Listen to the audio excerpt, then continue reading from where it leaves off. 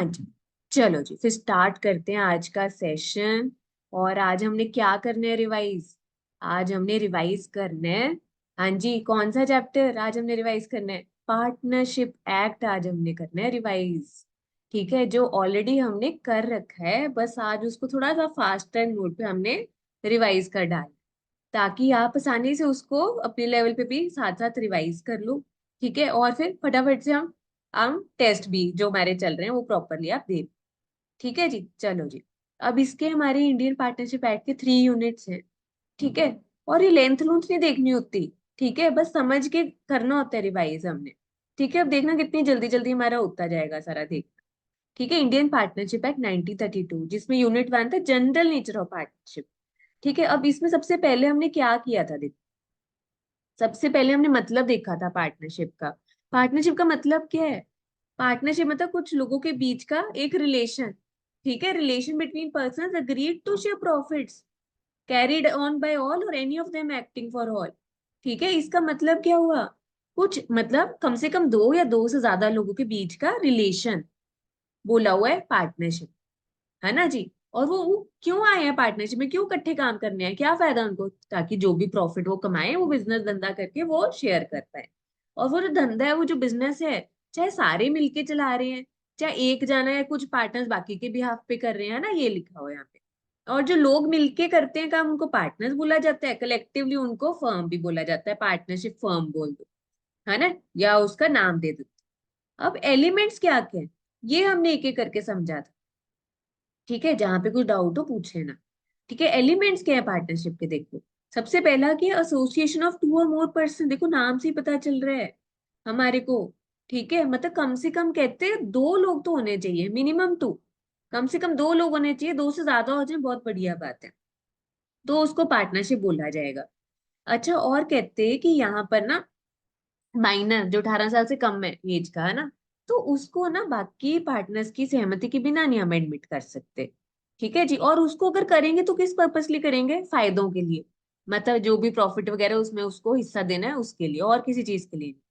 मेरे को एक बार बताओ, आपको वो याद है, मिनिमम तो होते थे, हम 2 कह रहे हैं, मैक्सिमम कितने होते थे बताना जरा। मैक्सिमम कितने हो सकते? याद है आप में से किसी को?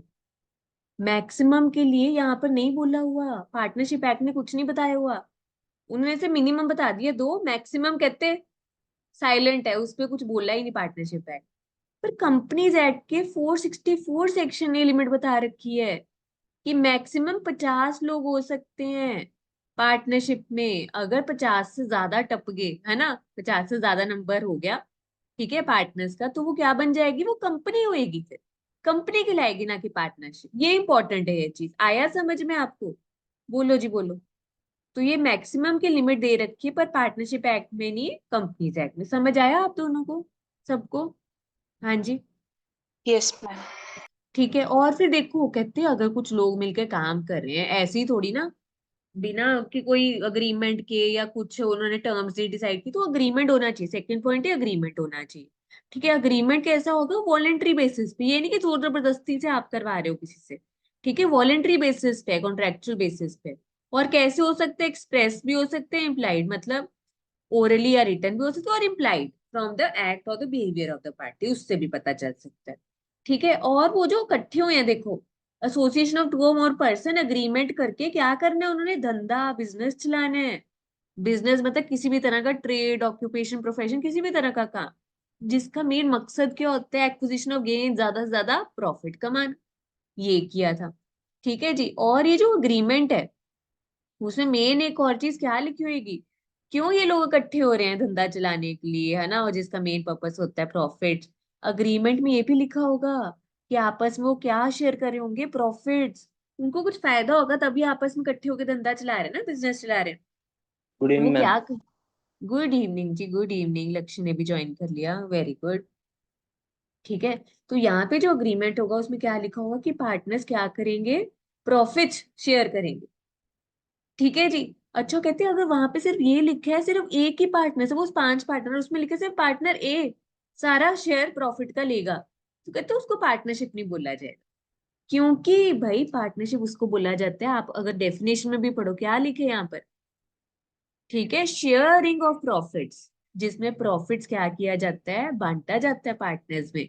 पर अगर अग्रीमेंट में लिखा है कि भाई वो सिर्फ एक पार्टनर में बांटा जाए तो वो पार्टनरशिप नहीं कहलाई जाएगी, ये लिखा है। पर कहते हैं अगर लॉसेस का कुछ ऐसा फर्क नहीं है, अगर उसमें कुछ लिखा है नहीं लिखा, या एक ही पार्टनर बेयर करे या सारे करे, उसका कुछ फर्क नहीं। मेन किसका है, ये प्रॉफिट का। ठीक है, ये किया था हमने। देन आगे चल, फिर इधर हमने क्या किया था बच्चों, business carried on by all और any of them acting for all. कहते ये ना जो है ना एलिमेंट हमारा पार्टनरशिप का सबसे कार्डिनल प्रिंसिपल, मतलब सबसे इंपॉर्टेंट प्रिंसिपल है, जिसमें एक तरह से क्या होता है, कहते सब जो पार्टनर्स हैं किसकी तरह वो एक्ट कर रहे हैं, मतलब कैसे है उनमें रिलेशन ऑफ पार्टनर्स में। कहते हैं वो प्रिंसिपल भी है, एक दूसरे के एजेंट भी है। मतलब प्रिंसिपल कैसे, वो ऑर्डर्स भी दे सकते हैं दूसरे पार्टनर्स को, और एजेंट कैसे, बाकी के लिए वो एजेंट भी है, एजेंट बन के वो काम भी करेंगे बाकी पार्टनर्स। ठीक है, तो इसको और क्या बोल देते हैं, म्यूचुअल एजेंसी भी बोल देते हैं, ये वाले पॉइंट को, ये वाले एलिमेंट।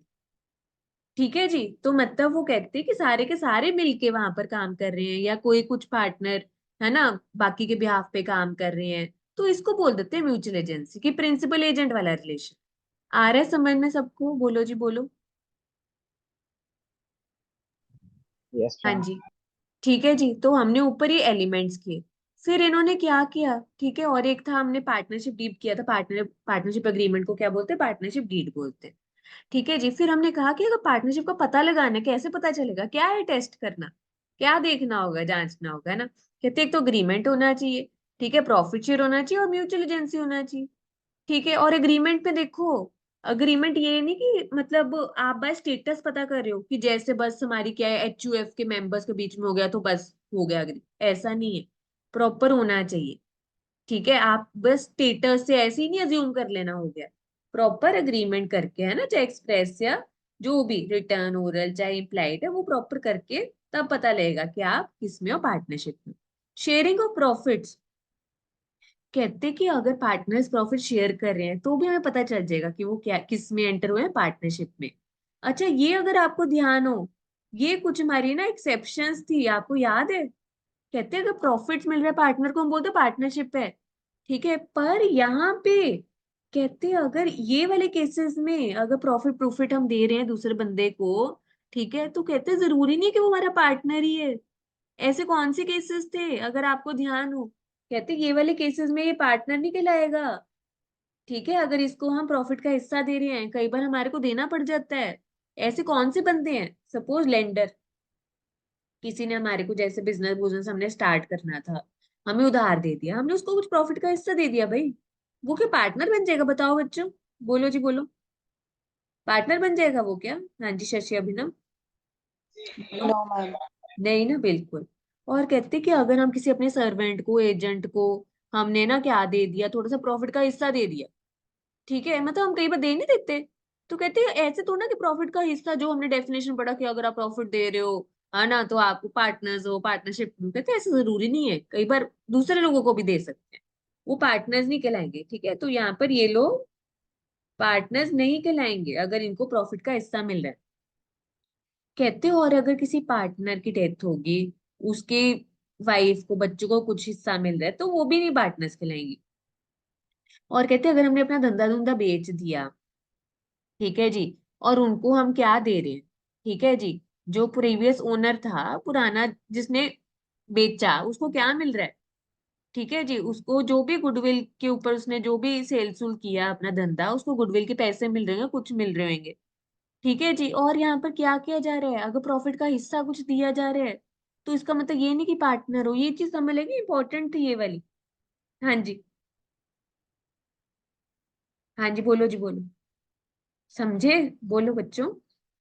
Yes ma'am.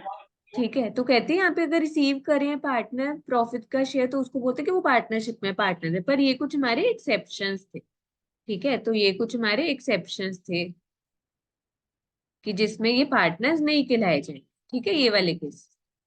चल आगे चलते, फिर हमने क्या किया, ये एजेंसी वाला कर लिया हमने। ठीक है, म्यूचुअल एजेंसी, अगर आप काफी चीजें देखो ना, मतलब चैप्टर्स में ना काफी चीजें रेपिटेटिव पे हैं, अभी जैसे एलिमेंट्स किया वही चीजें टेस्ट ऑफ पार्टनरशिप में आ गई। ठीक है, एजेंसी, म्यूचुअल एजेंसी में क्या था, सबसे इंपॉर्टेंट प्रिंसिपल है कहते हैं अगर कोई भी पार्टनर क्या है ना, प्रिंसिपल भी एजेंट की तरह भी काम कर रहे हैं, ठीक है जी, और सबके बिहाफ पे सब काम कर रहे हैं, ठीक है, और मतलब act of one partner done on behalf of binds all partner. कहते हैं अगर एक पार्टनर ने कोई काम किया, ठीक है, फर्म का नाम यूज करके या कुछ करके, तो उससे फर्म भी लाइबल हो जाएगी और बाकी सारे पार्टनर्स भी लाइबल हो जाएंगे, बाइंड हो जाएंगे, बाइंड मतलब लाइबल, है ना, जिम्मेदार ठहराए जाएंगे ये। ठीक है, फिर हमने यहाँ पर एक केस स्टडी किया था। इसके बाद ये क्या आगे बच्चों, ये ना डिफरेंसेस हैं, ठीक है, ये डिफरेंसेस हैं, ये एक बार रीड कर लोगे आप, डिफरेंसेस, बिल्कुल सीधे सीधे डिफरेंसेस हैं। हाँ, पढ़ लोगे ये वाले डिफरेंसेस जो है हमारे, हाँ जी मैम। है है ना, क्योंकि कई बार ना, और ये ना छोड़ना नहीं है, 6 6 नंबर के पूछे जाते हैं कई बार सीधा डायरेक्ट, डिफरेंशिएट, डिफरेंसेस कई बार, ठीक है, तो ये छोड़ना नहीं है, एक बार अपने लेवल पे ये पढ़ना, डिफरेंसेस बिल्कुल इजी हैं, ठीक है, किस किस के बीच में है ये, पार्टनरशिप और कंपनी के बीच में, जॉइंट स्टॉक कंपनी मतलब कंपनी के बारे में, ठीक है। देन हमने किसके ऊपर किया था, यहाँ पर देखो, पार्टनरशिप और क्लब के बीच में, देन पार्टनरशिप और एचएफ के बीच में हमने किया, तो बिल्कुल सीधे सीधे यहाँ पर ना डिफरेंसेस दे रखे, पार्टनरशिप और को ओनरशिप, पार्टनरशिप और एसोसिएशन, तो ये कुछ यहाँ पर ना डिफरेंसेस दे रखे हैं, ठीक है, एक बार अपने लेवल पे पढ़ना, ठीक है, कई बार 6 नंबर का आपको बताया ना कि कई बार डिफरेंस ही पूछ लेते हैं, ठीक है, तो एक बार जस्ट इसको रीडिंग दे देना, आगे आओ, आगे चलते हैं हम काइंड ऑफ पार्टनरशिप, ठीक है, काइंड ऑफ पार्टनरशिप पे आओ। अब पार्टनरशिप कितनी तरह की होती है, पार्टनरशिप कितनी तरह की होती है, कहते हैं इसको 2 तरीके से डिवाइड किया हुआ, on the basis of duration की कितनी देर की है, और on the basis of business किस तरह का बिजनेस है, ठीक है, और उसके बेस पे दो कैटेगरीज की रख कर रखी है, उसको आगे फर्दर दो दो में कैटेगराइज कर रखे, on the basis of duration में इसको फर्दर डिवाइड किया, partnership by will, partnership for fixed period, नाम से ही पता चल रहा है बच्चों, पार्टनरशिप बाय विल में क्या होगा, कोई फिक्स पीरियड के लिए नहीं बनाई, मर्जी से बना दी, मर्जी से बंद कर देंगे जब करना हो। और no provision made as to determination of partnership, ठीक है, और कुछ इसमें कुछ ऐसा स्पेसिफिक पर्पस भी नहीं है, बस मर्जी हुई, मन हुआ बना दिया, मन करेगा बंद कर देंगे, ठीक है जी। और कहते कि अगर कोई पार्टनरशिप फिक्स टर्म के लिए बनाई जाती है, जैसे 4 महीने, 6 महीने, साल के लिए, और वो पीरियड खत्म होने के बाद भी आपका मन कर है चलाने का, तो उसको क्या बोल देंगे, पार्टनरशिप एट विल, ठीक है जी। पर पार्टनरशिप फॉर फिक्स पीरियड का क्या मतलब होगा, भाई जिसमें पार्टनर्स ने डिसाइड किया कि हमने 6 महीने साल तक की चलानी, उसके बाद बंद कर दिया जाएगा, पर अगर उसके बाद भी चल रही है तो उसको क्या बोलेंगे, वो ये पार्टनरशिप फॉर फिक्स पीरियड किस में कन्वर्ट हो जाएगी, मेरे को बताना, किस में कन्वर्ट हो जाएगी। हम्म, बोलो जी बोलो, किस में कन्वर्ट हो जाएगी। Partnership at will. बिल्कुल, भाई अगर आपने कहा था कि हमने 1 साल के लिए चलानी है पार्टनरशिप, अगर तो आपने 1 साल के लिए चला के बंद कर दी तो पार्टनरशिप वो फिक्स पीरियड थी, पर आपका मन था, आपका मन के नहीं मैंने 1 साल बाद बंद नहीं करी, मैंने चलानी, तो फिक्स पीरियड वाली किस में कन्वर्ट हो जाएगी आपकी, पार्टनरशिप एट विल पे, ठीक है, अच्छा पॉइंट है ये हमारा, ठीक है जी। और कहते हैं कि पार्टनरशिप एट विल कभी भी आप बंद कर सकते हो, बस जो पार्टनर बंद करना चाह रहे हो वो बाकी को बता दे लिख कर, ठीक है, अपनी टेंशन की हम बंद करना चाह रहे, ये था। फिर आगे जो दूसरा पार्ट था, ये देखो, on the basis of business, on the basis of duration कर लिया, on the basis of business कैसे किया हुआ है, on the basis of business को 2 तरीके से डिवाइड किया, कैसे, पर्टिकुलर पार्टनरशिप, जनरल पार्टनरशिप, ठीक है जी। पर्टिकुलर पार्टनरशिप मतलब आपने कोई स्पेसिफिक काम करना है, ठीक है, जैसे सपोज आपको कोई बिल्डिंग इंस्ट्रक्ट करनी है, कोई काम करना है स्पेसिफिक, पर्टिकुलर, स्पेसिफिक पर्पस है आपका, उस काम के लिए आपने कोई पार्टनरशिप में आप आ गए हो, ठीक है, तो उसको बोलते हैं पर्टिकुलर पार्टनरशिप, और वो बंद कब होगी, जब आपका वो काम पूरा हो जाएगा, जब वो बिल्डिंग बन जाएगी, ठीक है। और एक दूसरी होती है जनरल पार्टनरशिप, ठीक है जी, जो कि मतलब पार्टनरशिप से क्या है, बस एक चीज का यहाँ पर डिफरेंस है कि इधर क्या होता है, कि इसमें क्या होता है, जनरली बना देते हैं, जैसे कई बार घर के लोगों ने डिसाइड किया कि काम करते हैं तो एक जनरली उन्होंने बना दिया, ठीक है, या कई बार जो प्रोफेशनल्स होते हैं, लॉयर्स, प्रोफेशनल्स, है ना, कुछ भी मिलके अपना एक पार्टनरशिप बना लेते हैं कि हम कुछ करेंगे काम इसमें, ठीक है, तो दोज आर जनरल पार्टनरशिप, ठीक है जी। और कहते हैं पर्टिकुलर पार्टनरशिप में liability of partner extends only to particular adventure, particular partnership में क्या होगा, जो काम के लिए बनाया गया है सिर्फ उसी के लिए लायबिलिटी रहेगी पार्टनर्स, ठीक है। पर जनरल पार्टनरशिप में क्या होगा, उसमें हर चीज के लिए लायबल रहेंगे। समझ आया बच्चों? बोलो जी बोलो। चलें आगे। Yes ma'am. ठीक है, अब आगे चलो। पार्टनरशिप डीड, जो वो जो अग्रीमेंट की बात कर रहे थे, पार्टनरशिप में जो एंटर होता है एग्रीमेंट, उसको बोलते हैं पार्टनरशिप डीड। ठीक है, वो रिटर्न में होना चाहिए, मतलब वर्बली भी हो सकता है। तो प्रेफरेंस किसको दी जाती है, रिटर्न वाले को दी जाती है, ताकि लड़ाई झगड़ा ना हो, एक प्रूफ की तरह काम है। ठीक है जी, और बड़े ध्यान से उसको ड्राफ्ट किया जाता है और स्टैंप वगैरह किया जाता है। ठीक है, स्टैंप एक्ट 1899 के हिसाब से उसमें प्रोविजंस अप्लाई होते हैं। ठीक है जी, और इसमें writing stamp and registered under registration act. ठीक है, और कहते हैं कि अगर कोई इमूवेबल प्रॉपर्टी से रिलेटेड है ना, आप डील करें पार्टनरशिप में एंटर, तो उसमें आपको रजिस्टर भी करवाना पड़ता है स्पेसिफिक रजिस्ट्रेशन एक्ट में। अब पार्टनरशिप डीड में क्या क्या चीजें लिखी होनी चाहिए, देखो हमने की थी। नाम, ठीक है, किसका, फर्म का, पार्टनरशिप फर्म का, पार्टनर्स का। ठीक है जी, और कहाँ किस तरह का काम है आपका, कौन सी जगह पे है, कब शुरू किया, कितनी देर के लिए है, पार्टनर कौन कौन से पार्टनर कितना पैसा लेके आए जिसको बोलते हैं कैपिटल, उनकी प्रॉफिट शेयरिंग रेशियो क्या है, एडमिशन और रिटायरमेंट, अगर बंदा आ रहा है या जा रहा है तो क्या प्रोविजंस लगेंगे, रेट ऑफ इंटरेस्ट कैपिटल के ऊपर कितना मिलेगा पार्टनर्स को, ड्रॉइंग्स के ऊपर कितना उनको चार्ज करेंगे, और लोन्स के ऊपर कितना होगा। ठीक है, और अगर भाई अगर फर्म बंद होती है, तब उनके खाते कैसे, उनका हिसाब किताब कैसे किया जाएगा। ठीक है, या उनको सैलरी देनी, कमीशन देनी है पार्टनर्स को, उसका क्या प्रोविजन। ठीक है, तो ये सारी चीजें वहां पर टर्म्स एंड कंडीशन सारी लिख रखी होंगी। और अगर किसी पार्टनर को निकालना है तो उससे रिलेटेड क्या प्रोविजन है। ठीक है, और पार्टनरशिप डीड में कहते हैं आप क्या कर सकते हो, कुछ भी ऐड करना है, डिलीट करना है, आप अपने अकॉर्डिंग कर सकते हो। हाँ जी बच्चों, ये चीज समझ आई? बोलो जी बोलो। शशि, अभिनव, लक्ष्य। Yes, ठीक ma'am. है, चल। ठीक है, फिर आगे हम चलते हैं टाइप्स ऑफ पार्टनर्स। ठीक है, अब पार्टनर्स कौन कितने तरह के होते हैं, देखो नाम से ही पता चलते हैं। आओ जरा एक एक करके कर। पहला दियो एक्टिव और एक्चुअल और ऑस्टेंसिबल पार्टनर। ठीक है जी, मतलब जो एक्टिवली पार्टिसिपेट करता है, खूब एक्टिव होकर काम कर रहा है। ठीक है, उसको एक्टिव, एक्चुअल और ऑस्टेंसिबल पार्टनर बोला जाता है। ठीक है, अग्रीमेंट में वो मतलब उसने उसने प्रॉपर साइन सुन करके प्रॉपर अग्रीमेंट से वो आया उसमें पार्टनरशिप फर्म में, और एक्टिवली पार्टिसिपेट कर रहा है। कहते कि और अगर वो फर्म से जाता है, रिटायर होता है, फिर उसको पब्लिक नोटिस देना पड़ेगा। ठीक है, बताना पड़ेगा कि भाई कि वो रिटायर कर रहा है, ताकि अब उसके बाद, उसके जाने के बाद उसकी कोई लायबिलिटी नहीं होगी, उसको पब्लिक नोटिस जरूर देना पड़ेगा। ठीक है, फिर आगे अगला कौन सा पार्टनर है, स्लीपिंग और डोरमेंट पार्टनर। अगर आपको ध्यान हो, डोरमेंट के बारे में हमने वहां पढ़ा था प्रिलिमिनरी में, मतलब कंपनीज एक्ट में।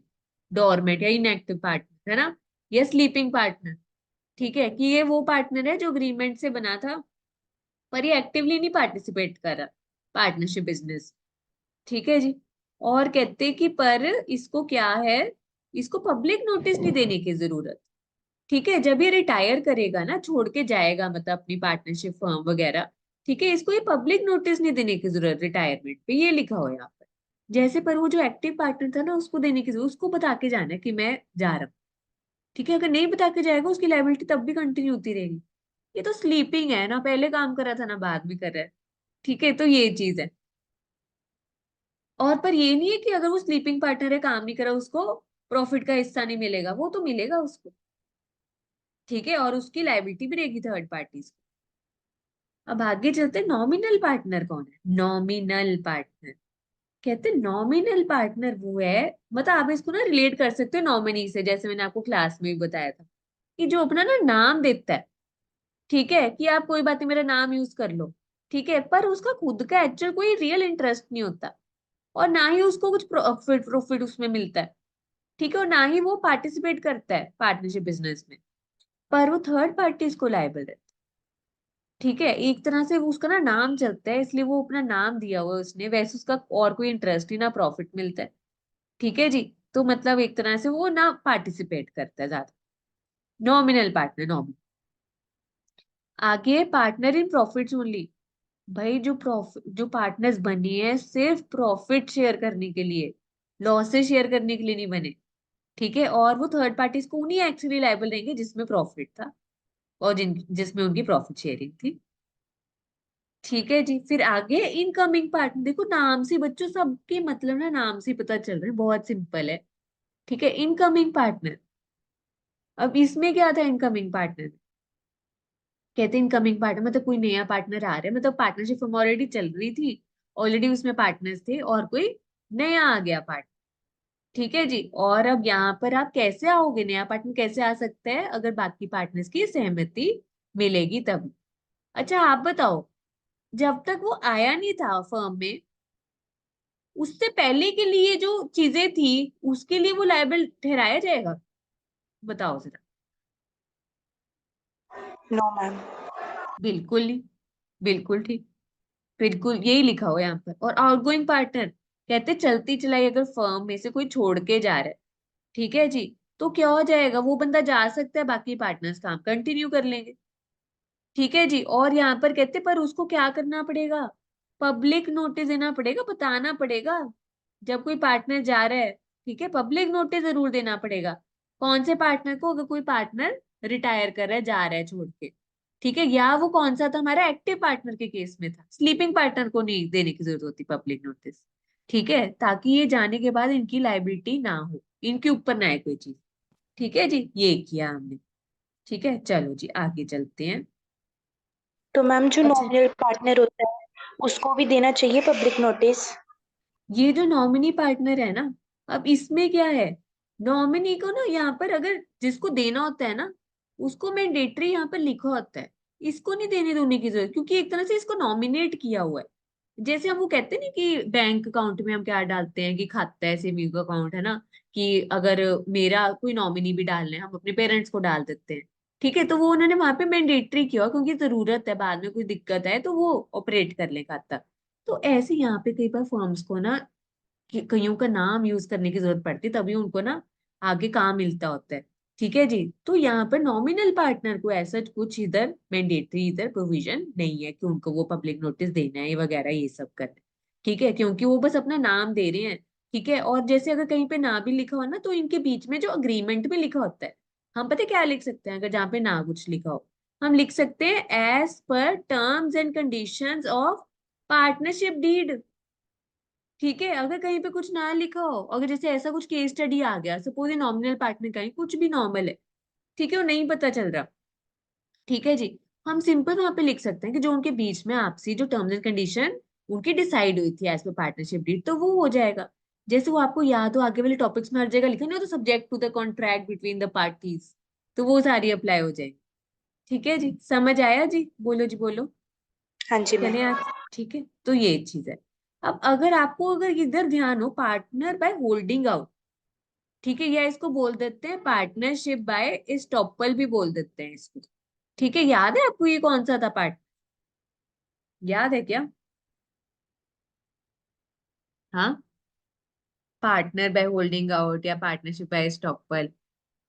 कि वो ऐसा दिखाता है कि वो पार्टनर है लेकिन वो असली में पार्टनर नहीं। हाँ बिल्कुल, वो एक बंदा अपने आप को ऐसे रिप्रेजेंट कर रहा है, ठीक है जी, कि वो क्या है, पार्टनर है, पर एक्चुअली वो नहीं है। और उसका ऐसा दिखाने से सामने वाले ने क्या कर लिया, यकीन कर लिया। ठीक है जी, यकीन कर लिया और ट्रांजैक्शन कर ली। ठीक है, to anyone who on the faith of such representation has given credit to the firm. ठीक है, तो कहते अगर आपका ऐसा झूठा दिखाने से सामने वाला विश्वास करके उसने ट्रांजेक्शन कर ली फर्म के साथ, तो भाई अब आप मुकर नहीं सकते, अब आप ये नहीं कह सकते, पीछे नहीं हट सकते। ठीक है, ये नहीं कह सकते कि मैं तो नहीं था, पार्टनर नहीं था। अगर आपने बोला है ना, अपनी जुबान पे रहना पड़ेगा, ये है।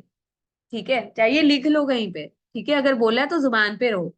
ठीक है, अब आप मुकर नहीं सकते ना जी ना, नो नो नो। समझ आया सबको, बोलो जी।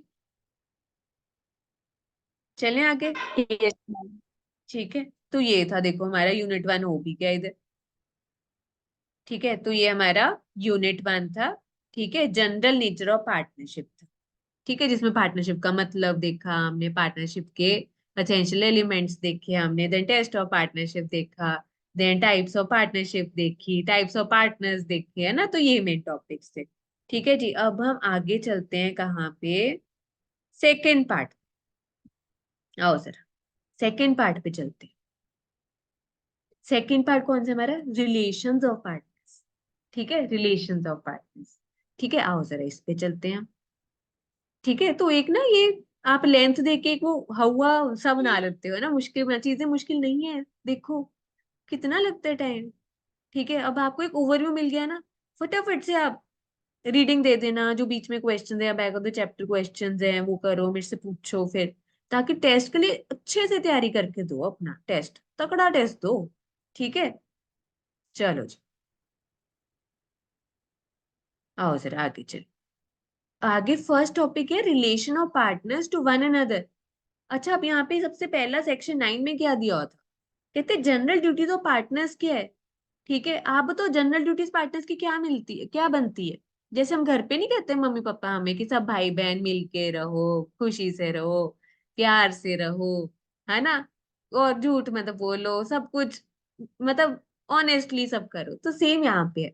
जनरल ड्यूटी पार्टनर्स की क्या होती है कि वो सब मिलके बिजनेस चलाएं। ठीक है, और मतलब विश्वास से, गुड फेथ में, विश्वास लायक हो वो, है ना, और विश्वास रखें दूसरे पे भी, गुड फेथ में काम करें, ऑनेस्टी से काम करें, और जो भी फुल इंफॉर्मेशन का डिस्क्लोजर दे सबको। ठीक है, और जो भी इंफॉर्मेशन कोई मांगे आपकी ड्यूटी बनती है उनको देना, रेंडर करना, देना। ठीक है, आप उनको समझाओ चीजें, जो भी इंफॉर्मेशन पूछते, तो ये एक जनरल ड्यूटी है। उसके बाद देखो, duty to indemnify for loss caused by fraud. ठीक है जी, अब कहते हैं कि अगर किसी पार्टनर ने फ्रॉड किया, हेरा फेरी वाला काम किया है, ठीक है जी, तो और उससे क्या हो गया, ठीक है जी, हाँ जी बोलो जी, तो उसमें फर्म को नुकसान हो गया, तो उसको इसमें क्या ड्यूटी बनती है पार्टनर की, बता सकते हो, क्या ड्यूटी बनेगी अगर उसने हेरा फेरी वाला काम किया है, फर्म को नुकसान पहुंचा है, तो उसकी क्या ड्यूटी बनती है। जब कि वो कॉन्सेप्ट कंपनसेट करेगा और कंपनसेट करे, हाँ इंडेमनीफाई करे फर्म को, मेक गुड द लॉस। ठीक है, जो नुकसान है उसकी भरपाई करे, उसको रिवर्स करे, सही करे, उसको उस चीज को भरपाई करके, है ना, मेक गुड द लॉस, ये काफी जगह लिखी है। ठीक है, जब कॉन्सेप्चुअल क्लैरिटी इतनी तकड़ी हो जाती है ना, एक एक वर्ड नहीं पढ़ने की जरूरत पड़ती फिर हमारे। आगे देखो, determination of rights and duties of partner by contract between parties. कहते अब पार्टनर्स के बीच में, ठीक है, अब पार्टनर्स के क्या हक अधिकार या ड्यूटीज है, राइट्स एंड ड्यूटीज क्या है, कैसे पता चलेगी। कहते उनका आपस में जो कॉन्ट्रैक्ट होता है ना, उससे पता चल जाता है। ठीक है, अब कॉन्ट्रैक्ट कैसे हो सकता है, एक्सप्रेस या इम्प्लाइड, ओरल, रिटन या इम्प्लाइड हो सकता है। ठीक है, और कुछ कॉन्ट्रैक्ट में चेंजेस करनी है, सब पार्टनर्स की सहमति के साथ कर सकते हैं, सिंपल।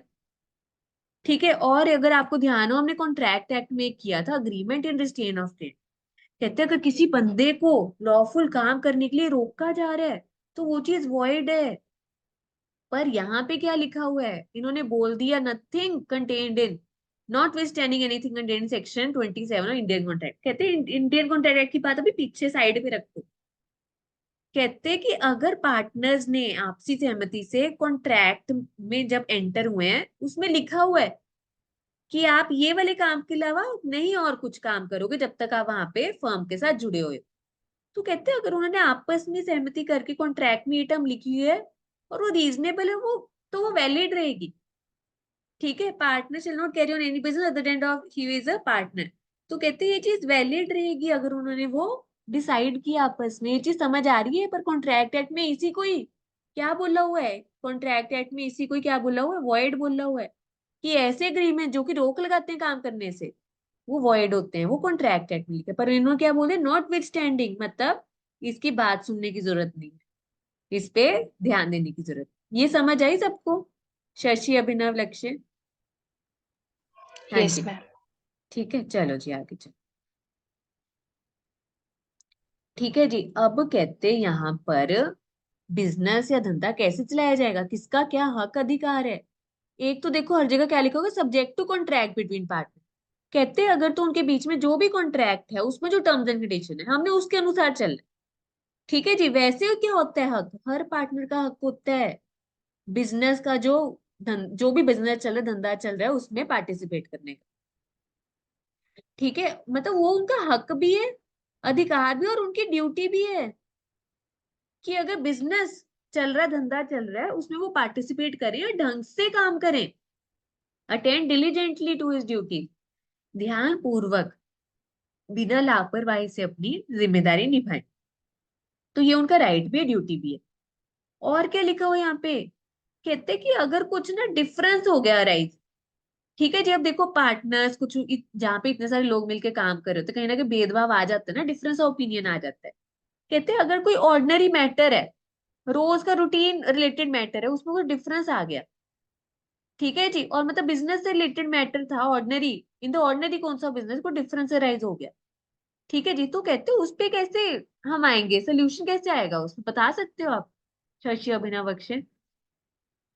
बहुत सारे पार्टनर्स हैं, चलो 4-5 लगा लिए, और रूटीन में से कोई काम है, ऑर्डिनरी कोर्स ऑफ बिजनेस से रिलेटेड कोई काम काज है, उसमें से कोई पार्टनर कुछ कह रहा है ऐसे करना चाहिए, वो कह रहा है ऐसे करने से, कैसे डिसाइड होगा ऑर्डिनरी कोर्स ऑफ बिजनेस वाला डिसीजन, कैसे लिया जाएगा अल्टीमेटली,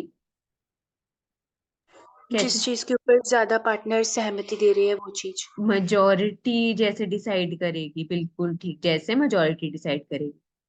पर कहते हैं अगर कोई ऐसे मैटर है, अगर कोई ऐसे मैटर है जिसमें क्या हो रहा है चेंज, ठीक है, अगर कौन से वाले मैटर्स पे डिफरेंस ऑफ ओपिनियन आ रहा है, ठीक है, कौन से वाले हैं वो मैटर्स, बड़े तकड़े वाले कौन से इंपॉर्टेंट है, कौन से वाले हैं वो, change nature of business, business की नेचर ही अगर उससे चेंज हो रही है, जो कामकाज चल रहे हैं वही बदल रहा है, उससे रिलेटेड कोई डिसीजन करना है, तो आप क्या मेजोरिटी से ही वो ओके करवा लोगे क्या? सबकी सहमति चाहिए होगी उस केस में, बताना जरा, बोलो जी बोलो। हाँ जी, सबकी सहमति चाहिए होगी। सबकी सहमति चाहिए होगी, नाम से ही पता चल रहा है, ठीक है, नाम से ही पता चल रहा है। तो यहाँ पे ऑर्डिनरी वालों के केस में देखो, इधर मेजोरिटी के केस में होगा, और अगर कोई नेचर ऑफ बिजनेस में चेंज है तो सब पार्टनर्स की रजामंदी चाहिए होगी, ये लिखे।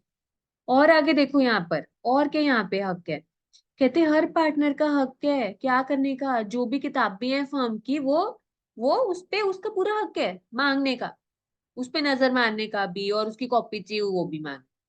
कहते पर अगर किसी पार्टनर की डेथ होगी तो उसके जो लीगल रिप्रेजेंटेटिव है, लीगल हेयर है, या उनके जो एजेंट है, वो मांग सकते हैं किताबें, उनका पूरा हक होगा। हाँ जी, समझ आया आपको ये चीज? बोलो जी बोलो। ठीक है, Yes, ma'am. चलो जी, और इसी को ही आगे इन्होंने डिटेल में समझा रखा। ठीक है, आगे हम आगे टॉपिक पे चलते हैं। फिर है म्यूचुअल राइट्स एंड लाइबिलिटीज। कहते हैं कि ये कुछ और हमारे को राइट्स एंड लाइबिलिटीज या राइट्स एंड ड्यूटीज के बारे में बता रखे हैं, और ऊपर क्या लाइन दी है, subject to contract between partners. कहते हैं आपसी सहमति से जो भी आपके कॉन्ट्रैक्ट में टर्म्स एंड कंडीशन दे रखे हैं वो है सब कुछ, मतलब उसके अकॉर्डिंग आप करोगे डील। पर वैसे जनरली क्या होता है, ये होता है ऐसे ही, ऊपर हमने पढ़ा था देखो बच्चों, कहते हैं अगर जो कॉन्ट्रैक्ट में आपकी टर्म्स एंड कंडीशन है उसके हिसाब से आपको देखना है, पर अगर जनरली देखें तो ये चीजें होती, ठीक है। ऐसे नीचे दी हुई हैं कुछ चीजें, क्या दी हुई हैं, कहते वैसे तो पार्टनर के पास कोई हक नहीं है क्या मांगने का, सैलरी या रेम्युनरेशन मांगने का, किस चीज के लिए, कि वो बिजनेस में पार्टिसिपेट कर रहा है, बिजनेस को चलाने में हेल्प कर रहा है। आप बताओ पार्टनर का क्या हक होता है? सैलरी रेम्युनरेशन का हक होता है, किस चीज का हक होता है? अभी पढ़ा यूनिट 1 में फर्स्ट लाइन में पढ़ा, क्या हक होता है, क्या मिलता है पार्टनर, पार्टनरशिप में, बोलो बोलो, क्या मिलता है?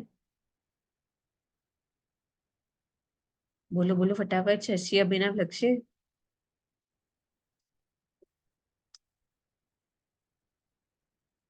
Share of profits. बिल्कुल, हर लाइन का, हर चीज का लॉजिक है।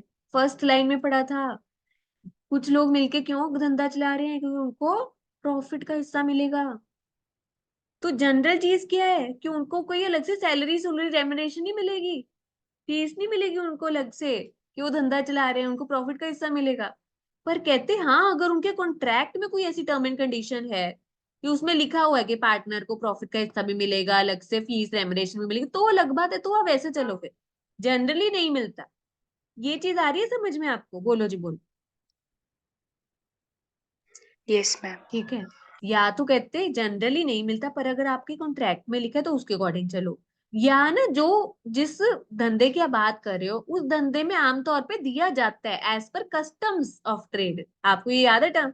नहीं तो फिर as per customs of trade भी हम देख लेंगे कि वहां पे कैसे चल रहा है। आगे देखो, कहते पार्टनर्स को क्या मिलता है। ठीक है जी, पार्टनर्स प्रॉफिट्स इक्वली शेयर करते हैं अगर कुछ कॉन्ट्रैक्ट में कुछ ना लिखा हो। ठीक है, और साथ में लॉसेस में भी इक्वली कंट्रीब्यूट करते हैं, मतलब झेलते भी हैं लॉस बराबर। और कहते हैं अगर जो वो कैपिटल जो पैसे वो लेकर आ रहे हैं ना पार्टनर्स धंधा चलाने के लिए, उसके ऊपर उनको इंटरेस्ट भी मिलता है, वो भी प्रॉफिट में से उनको दिया जाता है। ठीक है, और क्या लिखा हुआ है यहाँ पर? कहते कि अगर वो पार्टनर्स क्या कर रहे हैं, है ना, ऊपर कैपिटल के ऊपर भी उनको इंटरेस्ट मिलेगा। कहते हैं उसके अलावा कोई और वो पेमेंट कर रहे हैं, कोई एडवांस दे रहे हैं फर्म को, कुछ और पैसा दे रहे हैं।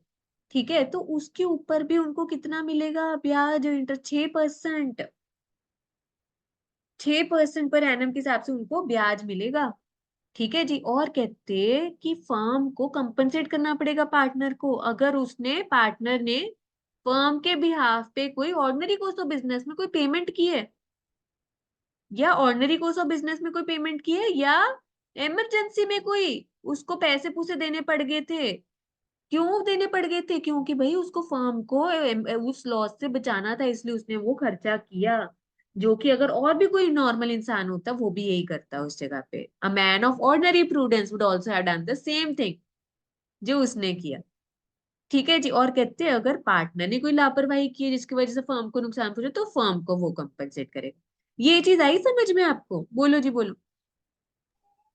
Yes, ma'am. ठीक है, तो कोई चीज रट्टे लगाने वाली नहीं होती, समझ के करो, कितना सिंपल है देखो। ठीक है, कोई बात नहीं, तभी तो टेस्ट शुरू किए हैं ना।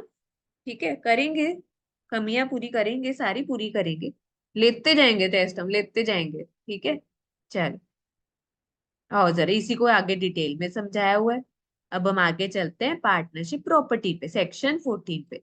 ये देखो ये कहाँ से शुरू हुआ था अभी हमारा? सेक्शन 9, 10, 11, फिर 12 हमने किया कंडक्ट ऑफ बिजनेस वाला, ये सीक्वेंस में चल रहा है, फिर 13 अभी करा है हम। अब आगे आओ 14 नंबर पे, प्रॉपर्टी, पार्टनरशिप प्रॉपर्टी। ठीक है, अब वो प्रॉपर्टी के बारे में टॉपिक शुरू हो रहा है। पार्टनरशिप प्रॉपर्टी, जो पार्टनरशिप के एसेट्स हैं, है ना, तो उसको बोलते हैं पार्टनरशिप प्रॉपर्टी। कहते प्रॉपर्टी ऑफ द फर्म। ठीक है, कहते इसको बहुत सारे नाम दिए, property of the firm, partnership property, partnership assets, joint stock, common stock, joint estate. ठीक है, ये सब है क्या? जो भी एसेट्स हैं फर्म में वो किसका हक है उसके ऊपर? पार्टनरशिप फर्म का। ठीक है, all properties rights and interest to which firm और पार्टनर्स कलेक्टिव में बी इंटाइटल्ड। ठीक है, मतलब चाहे वो एसेट्स पार्टनर लेके आ रहे हैं फर्म में, ठीक है, चाहे वो एसेट्स पार्टनर्स लेकर आ रहे हैं फर्म में, ठीक है, या क्या during the course of business खरीदे जा रहे हैं, ठीक है, या पार्टनरशिप की क्या गुडविल रेपुटेशन, ये सब किसके नाम है? किसका हक है इसके ऊपर? किसकी प्रॉपर्टी है? आप बताओ, ये बताओ जरा, बोलो जी बोलो। Firm किसकी की. प्रॉपर्टी? हाँ, पार्टनरशिप फर्म। चाहे पार्टनर्स लेकर आ रहे हैं कोई एसेट प्रॉपर्टी कुछ फर्म में यूज करने के लिए, ठीक है जी, वो एज अपनी, जैसे हम कहते हैं कैपिटल कंट्रीब्यूशन, ऐसी वो कुछ हक अधिकार कुछ प्रॉपर्टी लेकर है, कंट्रीब्यूट किया उन्होंने।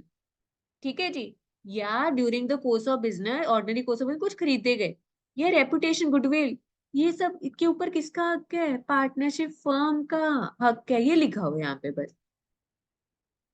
ठीक है, तो मतलब आप देखो कितनी जल्दी रिवाइज हो जाता है अगर कॉन्सेप्ट पता हो। ठीक है, फिर नीचे इधर गुडविल का मतलब था रेपुटेशन, बोलते हैं value of reputation of business, ये किया था। और इधर था प्रॉपर्टी ऑफ अ पार्टनर, भाई अगर घर में कोई एसी लगा हुआ था, है ना, मतलब कोई स्पेयर पड़ा था, ठीक है जी, और वो उसी का ही था, घर में पड़ा हुआ था, अब उसको उधर फर्म में जरूरत पड़ी, उसने घर से उठा के इधर ले आया। आप बताओ, मतलब वो एक्चुअल में थी किसकी? वो उसने वो दान तो नहीं किया, कंट्रीब्यूट तो नहीं किया ना। ठीक है, मतलब वो क्या था? वो उसकी पर्सनल चीज थी, वो आके वहां यूज करने लग गए। वो वाली एक्सक्लूसिवली वो किसकी है? वो पार्टनर की है। ठीक है जी। तो कहते कि वो पार्टनरशिप प्रॉपर्टी नहीं कहलाई जाएगी जब तक कि कोई एग्रीमेंट। ठीक है जी। हाँ जी, समझ आया? बोलो जी बोलो।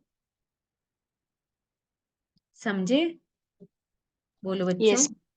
ठीक है। और कहते हैं जो पार्टनरशिप प्रॉपर्टी है वो किस पर्पज के लिए आप यूज करोगे? एक्सक्लूसिवली मतलब सिर्फ for the purpose of partnership firm या पार्टनरशिप बिजनेस के लिए वो वाली प्रॉपर्टी यूज की जाएगी। सिंपल ये लिखा हो।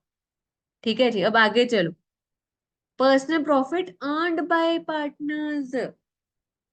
बच्चों हेडिंग से ही समझ आ जाते हैं कि अंदर क्या है कंटेंट। जब बहुत बार रिवाइज कर लेते हो ना, समझ आ जाता है पहली लाइन से। ठीक है। अंदर तो बस खुद ही फिर लिख देते हैं हम। ठीक है। Personal profit earn by partners. अब यहाँ पे क्या हो रहा है? पार्टनर्स कुछ सीक्रेट प्रॉफिट कमा रहे हैं, छुप के प्रॉफिट कमाया जा रहा है, फर्म का नाम यूज करके, फर्म के बिजनेस कनेक्शन यूज करके, फर्म की प्रॉपर्टी यूज करके। आप बताओ, उसका हक नहीं बनता फर्म को बताने का वो प्रॉफिट अकाउंट फॉर करने का या पे करने का? बताओ जरा। बनता है या नहीं? अकाउंट फॉर करे और पे करे। बोलो जी बोलो, बनता है या नहीं? Yes ma'am. बिल्कुल बनता है। या कहते हैं वो कोई प्रॉफिट कमा रहा है फर्म का प्रॉपर्टी यूज करके, नाम यूज करके, कनेक्शन यूज करके, तो उसको बताना पड़ेगा और पे करना पड़ेगा प्रॉफिट फर्म को। दूसरा कहते हैं वो धंधा चला रहा है, सेम नेचर का ही। ठीक है। और एक तरह से कंपटीशन में चला रहा है। ठीक है। मतलब अगर वो बिजनेस चला रहा है of the same nature, similar business चला रहा है कंपटीशन में, ठीक है, और कुछ वो क्या कर रहा है, पैसे पूसे कमा रहा है उस चक्कर में, तो वो बताना पड़ेगा पार्टनरशिप फर्म को, पे करना पड़ेगा। ठीक है। ऐसे ही नहीं आप कुछ कर सकते। ठीक है। मतलब या आप सीक्रेटली प्रॉफिट कमा रहे हो, ठीक है, या आप धंधा ही चला रहे हो सेम नेचर का, तो भी आपको क्या करना होगा? बताना पड़ेगा फर्म। समझ आ रहा है बच्चों? बोलो जी बोलो। Yes ma'am. ठीक है। अब आगे चलो। आगे सेक्शन 17 में क्या दिया हुआ है? Rights and duties of partners after change in firm. अच्छा, अभी ऊपर पढ़ के नहीं आए हम?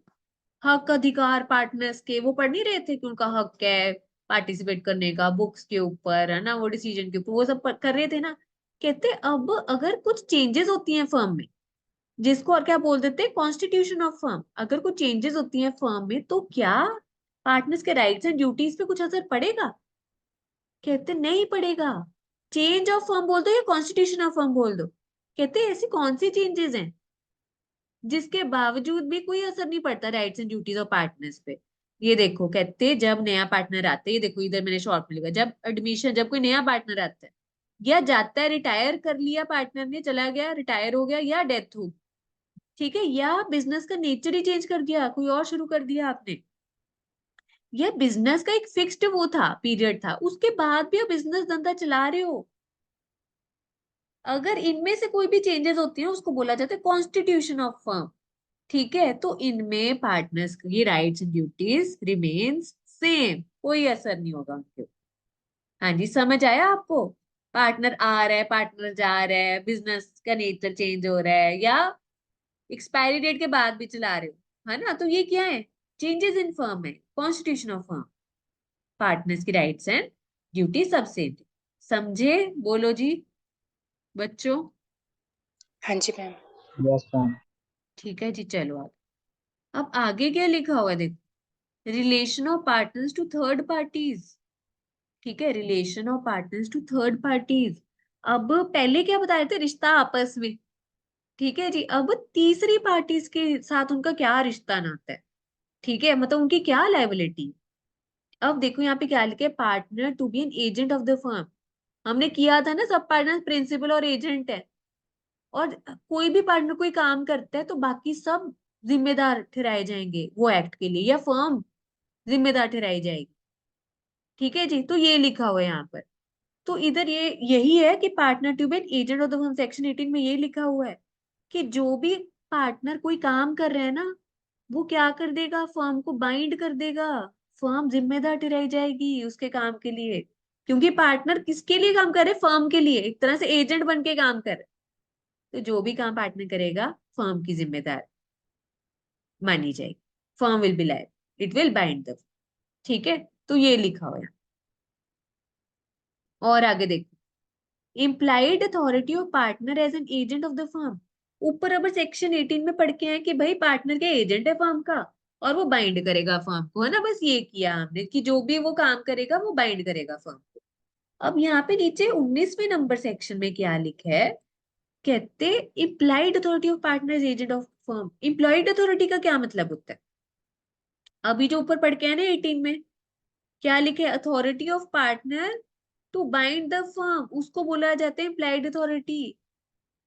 कहते पार्टनर के पास ऐसी पावर है, ऐसी अथॉरिटी है, क्योंकि वो पार्टनरशिप में ही मेंशन की हुई है ना कि पार्टनर की एक तरह से एजेंट है फर्म का, मतलब फर्म के लिए काम करता है वो।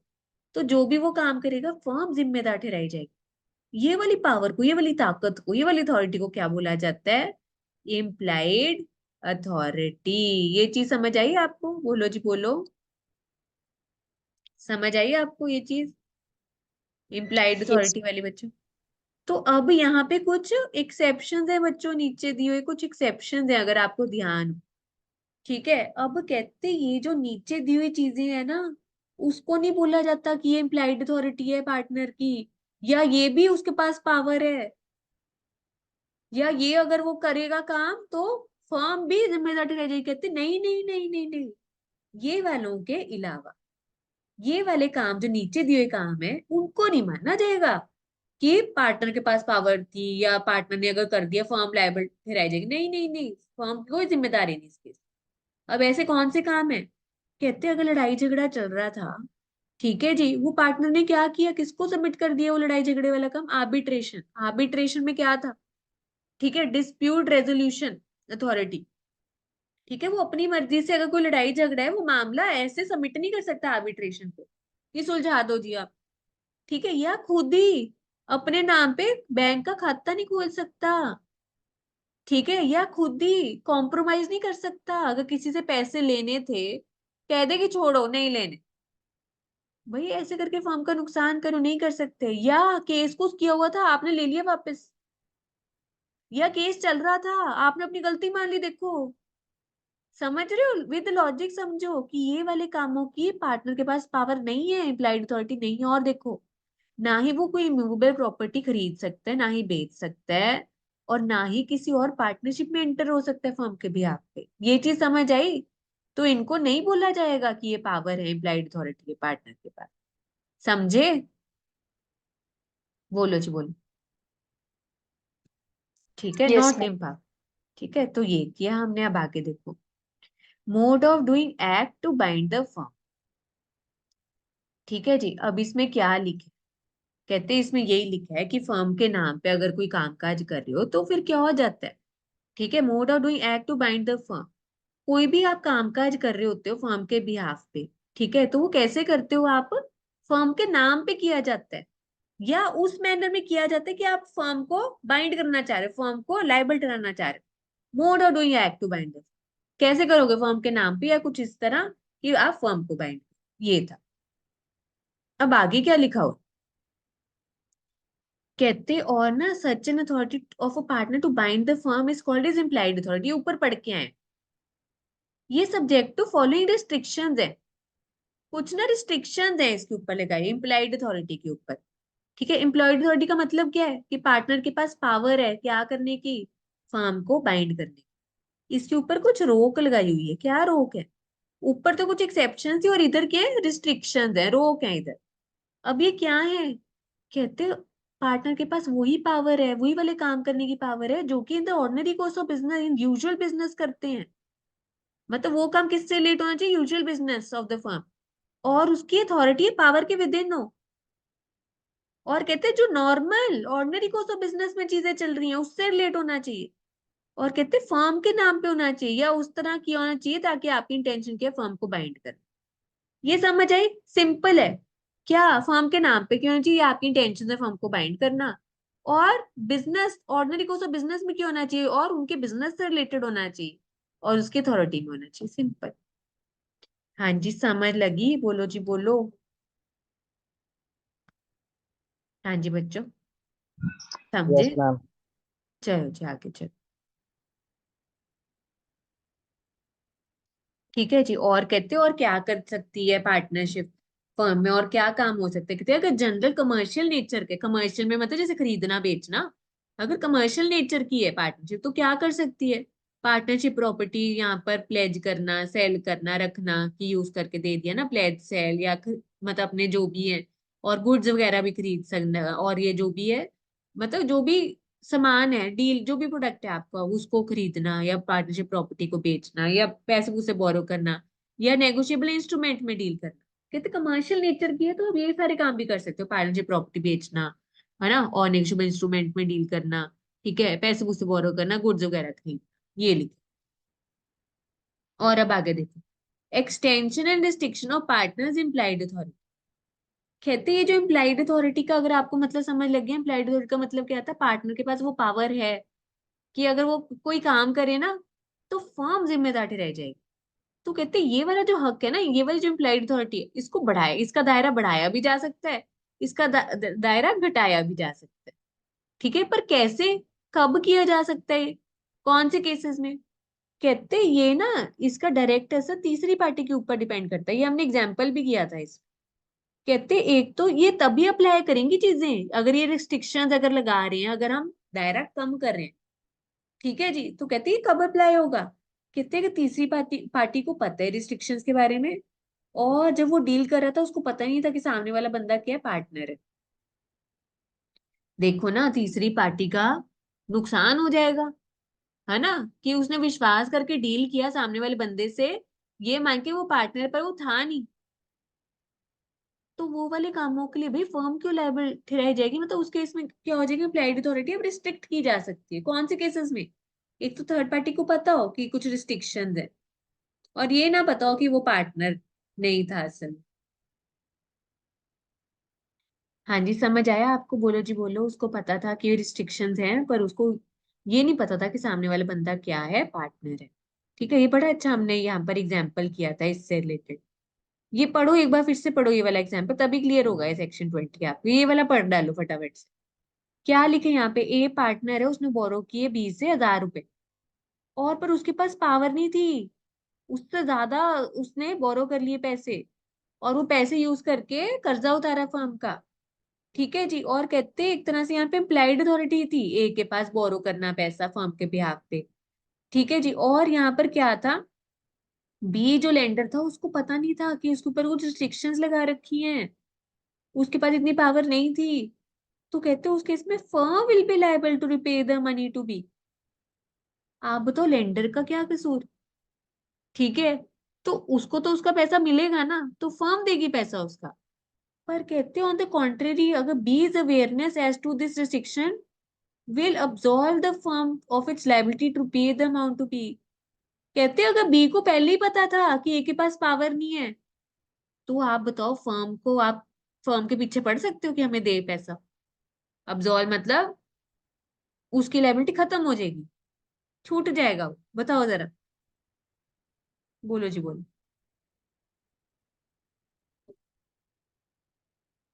मैम दूसरे बोलो, केस में तो पार्टनर लाइबल रहेगा। हाँ हाँ, उस केस में फर्म नहीं लायबिलिटी रह जाएगी। ठीक है, समझ आया, तो ये वाला एग्जाम्पल से हम रिलेट कर सकते हैं। बाकियों को आ गया समझ में, शशि, अभिनव, लक्ष्य, ठीक है, चलें आगे फिर, समझे। बोलो जी यस बोलो। मैम। चल, फिर आगे चलते हैं सेक्शन 21 पे, पार्टनर्स अथॉरिटी इन इमरजेंसी, ऊपर करके आए हैं भाई। भाई अगर फर्म की रक्षा करने के लिए इमरजेंसी में, उसको नुकसान से बचाने के लिए अगर पार्टनर को कुछ करना पड़ा, ठीक है, जो कि एक नॉर्मल नॉर्मल कोई और भी इंसान होता तो वो करता, ठीक है, तो उसमें क्या होगा, फर्म को फिर कंपनसेट करना पड़ेगा, और वो वाले एक्ट्स के लिए फर्म भी लायबिलिटी रह जाएगी। ठीक है, ये हो गया हमारा। अब आगे चलते हैं कहाँ पे, effect of admissions by a partner, section 23 में क्या दिया हुआ है। ठीक है, effect of admissions by a partner, यहाँ पे एडमिशन का मतलब है कि मतलब अगर कुछ भी कोई बात रख रहा है पार्टनर, या कुछ रिप्रेजेंट कर रहा है, या एडमिट कर रहा है, ठीक है, ये देखो यहाँ पे मैंने लिखा था, कहते हैं अगर कोई भी पार्टनर कुछ एडमिट कर रहा है, एडमिशन मतलब एडमिट कर रहा है, मान रहा है, या कुछ रिप्रेजेंट कर रहा है, कब, in the ordinary course of business, तो वो वाली चीजों के लिए फर्म भी लायबिलिटी रह जाएगी, सिंपल वही चीज रिपीट हो रही है ना, कि मतलब जैसे ऊपर इम्प्लाइड अथॉरिटी किया था, कि जो भी पार्टनर है कुछ एडमिट करे, रिप्रेजेंट करे इन द ऑर्डिनरी कौन सा बिजनेस, पार्टनरशिप बिजनेस से रिलेटेबल होना चाहिए और in the ordinary course of business, routine nature. ठीक है, तो वो बाइंड करेगा फर्म। इसमें ये थी छोटी सी चीज। फिर आगे देखो, कहते effect of notice to acting partner. Effect of notice to acting partner, acting partner कौन सा था मेरे को बता सकते हो? एक्टिंग पार्टनर, एक्टिंग जो पार्टनर एक्टिव को, है पार्टनर। जो एक्टिवली पार्टिसिपेट करता, बिल्कुल ठीक। कहते हैं अगर उसको किसी ने नोटिस दिया, मतलब जैसे कि इधर एग्जांपल्स में पढ़ा था ना, उसको किसी ने नोटिस दिया या कुछ ब्लेम लगाया या कुछ किया, ठीक है, और वो किससे रिलेटेबल था? फर्म्स के बिजनेस से रिलेटेबल था, तो ऐसा माना जाएगा कि वो नोटिस किसको मिले? फर्म को मिले। तो इनडायरेक्ट वही चीज आ गई ना घूम फिर के, कि मतलब एक्टिव पार्टनर ने अगर in the ordinary course of business, partnership business से रिलेटेड कुछ काम किया और उसके ऊपर कुछ बात आई, तो वो ऐसा माना जाएगा वो फर्म के ऊपर बात है, तो फर्म भी लायबल मानी जाएगी। ये चीज है। हाँ जी, ये चीज समझ आई आपको? बोलो जी बोलो, समझे? मैम ये वाला पॉइंट एक बार फिर बताना। हाँ, ये देखो यहाँ पे इधर क्या किया जा रहा है, ये देखो एग्जाम्पल ही पढ़ लो। आज P Q and R are partners in business और purchase and sale of second hand goods. R ने परचेज किया second hand car on behalf of firm from S. ठीक है, in the course of dealing with S he comes to know that car is a stolen one and it actually belongs to X. P and Q are ignorant about it. All the partners are liable to X, the real owner. ठीक है, the only exception would lie in the case of fraud, whether active or tacit. तो इधर क्या माना जा रहा है? Notice का मतलब है यहाँ पे अगर कुछ जैसे कुछ डिफेक्ट हुआ, डिफॉल्ट हुआ या कुछ ब्लेम लगाया जा रहा है, ठीक है, ये है मतलब। अगर किसी एक्टिव पार्टनर के ऊपर कुछ ब्लेम लगाया जा रहा है, कुछ डिफेक्ट या कुछ फॉल्ट है ना, कुछ भी कसूरवार ठहराया जा रहा है, और कब, कौन, किससे रिलेटेड? फर्म से, बिजनेस से related, during the course of business कोई ट्रांजेक्शन थी जिसमें एक्टिव पार्टनर के ऊपर कुछ ब्लेम लगाया जा रहा है, तो ऐसा मानना जाएगा कि फर्म के ऊपर लगाया जा रहा है वो ब्लेम। अब जैसे देखो, हम कोई बच्चे गलत हरकत करते हैं, ये मैंने क्लास में भी आई थिंक एग्जाम्पल लिया था। अगर कुछ हम बच्चे गलत हरकत करते हैं बाहर, तो ब्लेम किसके ऊपर डाले जाते हैं? हमारे पेरेंट्स के ऊपर, है ना? कि कैसे इनकी, मतलब क्या इनको दी है, मतलब कैसे ये सिखाया है, कहते नहीं ऐसे बाहर वाले लोग। तो यही है ऐसे, पार्टनर को कोई कुछ कहेगा तो ऐसा माना जाएगा कि फर्म को बोला गया है वो चीज। ठीक है जी, तो मतलब वो फर्म को पूरी करनी पड़ेगी जी। जैसे यहाँ पर इधर देखा था, ये जो सेकंड हैंड चीज खरीद के आगे बेची वो चोरी की निकली, तो बाकी सब पार्टनर्स की फिर जिम्मेदारी होगी वो कंपनसेट करने की, फर्म की जिम्मेदारी बन जाती है फिर। हाँ जी, समझ आया आपको ये चीज? बोलो जी बोलो, आ गया समझ में? हाँ हाँ जी जी चल, मैम। ठीक, चल अब आगे चलते हैं, लाइबिलिटी टू थर्ड पार्टनर। अब तक हम देख रहे थे थर्ड पार्टी के साथ रिश्ता, है ना, रिलेशन। अब हम कह रहे हैं कि लाइबिलिटी क्या होगी थर्ड पार्टीज को, बाहर वाली पार्टीज के लिए लाइबिलिटी क्या है, जिम्मेदारी क्या है? तो कहते हैं liability of a partner for acts of the firm. जब कोई बंदा पार्टनर बनता है पार्टनरशिप फर्म में, ठीक है, उस दौरान उसने कोई भी काम किया है पार्टनरशिप बिजनेस से रिलेटेड, वो कामों के लिए वो खुद भी लायबल ठहराया जाएगा। ठीक है जी, किसको? थर्ड पार्टीज के लिए। मतलब जो भी काम वो done while he was a partner, आप बताओ अभी तक वो फॉर्म में आया नहीं, तब कहाँ की उसकी लायबिलिटी हो जाएगी कुछ भरपाई करने की, और जब वो चला गया तब भी नहीं रहेगी। मतलब जब तक है जान, जब तक है पार्टनर, तब तक उसकी वो लायबिलिटी वो वाले कामों के लिए जो उसने किए है वो रहेगी थर्ड पार्टीज के प्रति। समझ आया? बोलो जी, बोलो जी बच्चों। Yes ma'am. ठीक है, अब आगे देखो, liability of the firm for wrongful acts of a partner.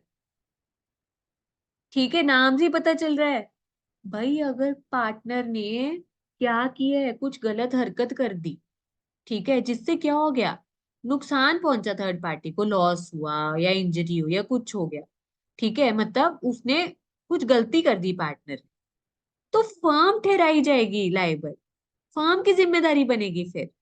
अगर वो काम पार्टनर ने कैसे किया, in the ordinary course of business किए, और उसकी अथॉरिटी थी, पावर में था वो काम करना, ठीक है, वही सेम चीज आ रही है, देखो in the ordinary course of business उसके पास पावर थी वो करने की, और वो करके मतलब नुकसान हो गया तीसरी पार्टी को, कुछ गड़बड़ हो गई थी पार्टनर से, तो फर्म की जिम्मेदारी हुई।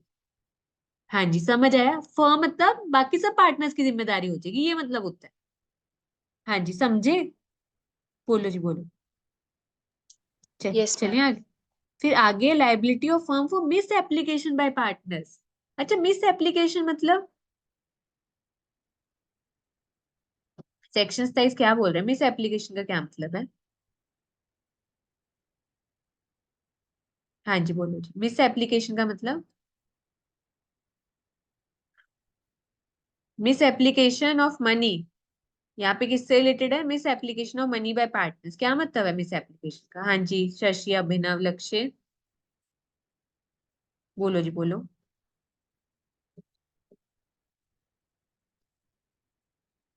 क्या मतलब है मिस मतलब एप्लीकेशन? हाँ जहाँ पे अप्लाई करना चाहिए था वहां पे नहीं करा उसने, कुछ मिस हाँ, एप्लीकेशन कर दी उस चीज मिस की। अप्लाई कर दिए, इधर उधर कर दिए पैसे। ठीक है जी। तो अब कहते कि इसमें ना दो पॉइंट्स कवर थे, दो क्लॉजेस कवर हो रहे थे, अगर आपको ध्यान हो। पहले वाले में क्या था कि पार्टनर जब काम कर रहा था ना, पार्टनरशिप बिजनेस से related, during the earning course of business, उसको कुछ पैसे मिले। ठीक है, मतलब पार्टनर को मिले पैसे, और उसने उन पैसों को क्या कर दिया? मिस सप्लाई कर दिया, इधर उधर कर दिया। ठीक है, मतलब तीसरी पार्टी से, मतलब पार्टनर जब वो क्या कर रहा था, उसके पास अथॉरिटी थी, पावर थी। ठीक है, उस रिसीव करने की, उसने तीसरी पार्टी से पैसे रिसीव कर लिए। ठीक है, और उसने क्या कर लिया? उसने क्या कर लिया, वो पैसों को, या जो उसको प्रॉपर्टी मिली, या in terms of money cash मिला या प्रॉपर्टी कुछ भी मिला, तो उसने क्या कर दिया? कहीं यूज कर दिए। पर वो किसकी कस्टडी में जाने चाहिए थे? फर्म के पास जाने चाहिए थे। उसने बाहर से बाहर ही उड़ा दी। दूसरे पॉइंट में क्या है? भाई फर्म के पास आए पैसे, फर्म की कस्टडी में आए थे पैसे, फर्म को रिसीव हुए, फर्म को रिसीव हुए, तो क्या हो गए? इधर उधर कर दिए पार्टनर ने। फर्म मतलब फर्म किससे बनी हुई? पार्टनर से बनी हुई है। तो मतलब मिस अप्लाई कर दी यहाँ पर किसने? पार्टनर ने कर दी। दोनों केसेस में क्या है? जो पार्टनर्स हैं उन्होंने इधर उधर कर दिए पैसे। पहले केस में क्या था देखो, पहले केस में क्या था? पार्टनर को रिसीव हो रहे हैं डायरेक्टली, इसने बाहर से बाहर ही उड़ा दिए, फर्म तक तो पहुंचे ही नहीं। ठीक है जी। और यहाँ पर क्या कहते हैं? यहाँ पे फर्म ही डायरेक्टली उसके पास रिसीव हो रहे हैं। फर्म का भी मतलब ये हो गया ना कि पार्टनर जी रिसीव करे, मतलब उनके पास आगे थे, फर्म के पास कस्टडी में आ गए थे, उनके खाते में आ गए थे ना, ऐसे बोल सकते हो। या जहाँ पे वो कैश रखते हैं वहां आगे थे। वहां से किसी पार्टनर ने क्या कर दिया? हाँ, वहां से किसी पार्टनर ने क्या कर दिया? इधर उधर कर दिया, मिस सप्लाई कर दिया, ये लिखा हुआ। पर दोनों केसेस में कौन कर रहा है? पार्टनर ही कर रहा है। तो दोनों केसेस में कहते हैं फर्म की अल्टीमेट जिम्मेदारी ठहराई जाए, दोनों केसेस। ठीक है जी। हाँ जी, समझे? बोलो जी बोलो। Yes, ma'am. पहले केस में पार्टनर रिसीव करे और इधर उधर करती है, फर्म तक पहुंचे ही नहीं। ठीक है, दूसरे केस में फर्म के पास डायरेक्टली आ रहा है, वहां से किसी पार्टनर ने क्या कर दिया? इधर उधर कर दी। ठीक है जी। तो दोनों केस में फर्म लायबल ठहराया जाए। अब आगे देखो, right of transferee of a partners interest, थोड़े से सेक्शंस रह गए हैं बिल्कुल। ठीक है, rights of transferee of a partners interest. ठीक है, अब यहाँ पे क्या लिखा हुआ है? Transfer, transferee. ट्रांसफर मतलब कुछ बेचने की बात हो रही, ट्रांसफर मतलब वो जो खरीदार है। किस चीज की बात हो रही है? Partners interest. पार्टनर का कुछ फायदा है पार्टनरशिप फर्म में, क्या किस चीज का फायदा होता है पार्टनर को पार्टनरशिप फर्म में, बता सकते हो? किस चीज का होता है? पार्टनर्स इंटरेस्ट क्या होता है? बोलो जी बोलो। क्या होता है पार्टनर का? क्या फायदा होता है पार्टनरशिप में एंटर करके? पार्टनरशिप इंटरेस्ट का क्या मतलब है? कहाँ से प्रॉफिट मिलता है? हाँ बिल्कुल, पार्टनर का जो भी इंटरेस्ट है, फायदा है पार्टनरशिप में, मतलब जैसे उसको जो प्रॉफिट का हिस्सा मिलना है, मतलब जो भी और भी अगर कुछ मिलना है, तो पार्टनर का जो भी इंटरेस्ट, फायदा या हिस्सा है पार्टनरशिप में, उसका हक है पार्टनर का वो चीज आगे, वो जो हक उसको मिला हुआ है वो चीजें रिसीव करने का, वो चीज आगे वो ये हक बेच सकता है किसी और को, ये लिखा हुआ है। कहते और जिसको बेचेगा ना उसके पास सारी की सारी सेम टू सेम राइट्स नहीं आएंगे, राइट और सारे के सारे सेम हक नहीं आ जाते ओरिजिनल पार्टनर वाले, ये लिखा हुआ है। कहते कि वो जो दूसरा बंदा है उसके पास हक बेशक आ गया कि मतलब पार्टनरशिप में प्रॉफिट का हिस्सा लेने की वो सब की, पर सेम टू सेम क्या नहीं आएगा, सेम टू सेम हक नहीं आएंगे ओरिजिनल पार्टनर वाले, ये लिखे हुए। तो अब अल्टीमेटली क्या हक होंगे उसके, राइट्स ऑफ सच ट्रांसफरी, मतलब जिसने खरीदा हिस्सा किसका, ओरिजिनल पार्टनर का, उसके पास क्या हक वगैरह है। कहते कि जब तक तो पार्टनरशिप चल रही है, ठीक है जी, उसके क्या है यहाँ पर चीजें बता रखी है, राइट्स एंड ड्यूटीज। जब तक तो पार्टनरशिप चल रही है उसका कोई हक नहीं इंटरफेयर करने का, या किताबें अकाउंट्स मंगवाने का, या नजर मारने का किताबें, उसका कोई यहाँ पर कोई इधर हक नहीं है अभी। वो सिर्फ क्या कर सकते हैं, only title to receive share of profits. समझ आया, उसका बस क्या था, प्रॉफिट में से हिस्सा उसको मिलने का हक था, और उसके पास कोई हक नहीं था कि दखलंदाजी करे, किताबें ले, नजर मारे, कुछ नहीं कर सकता।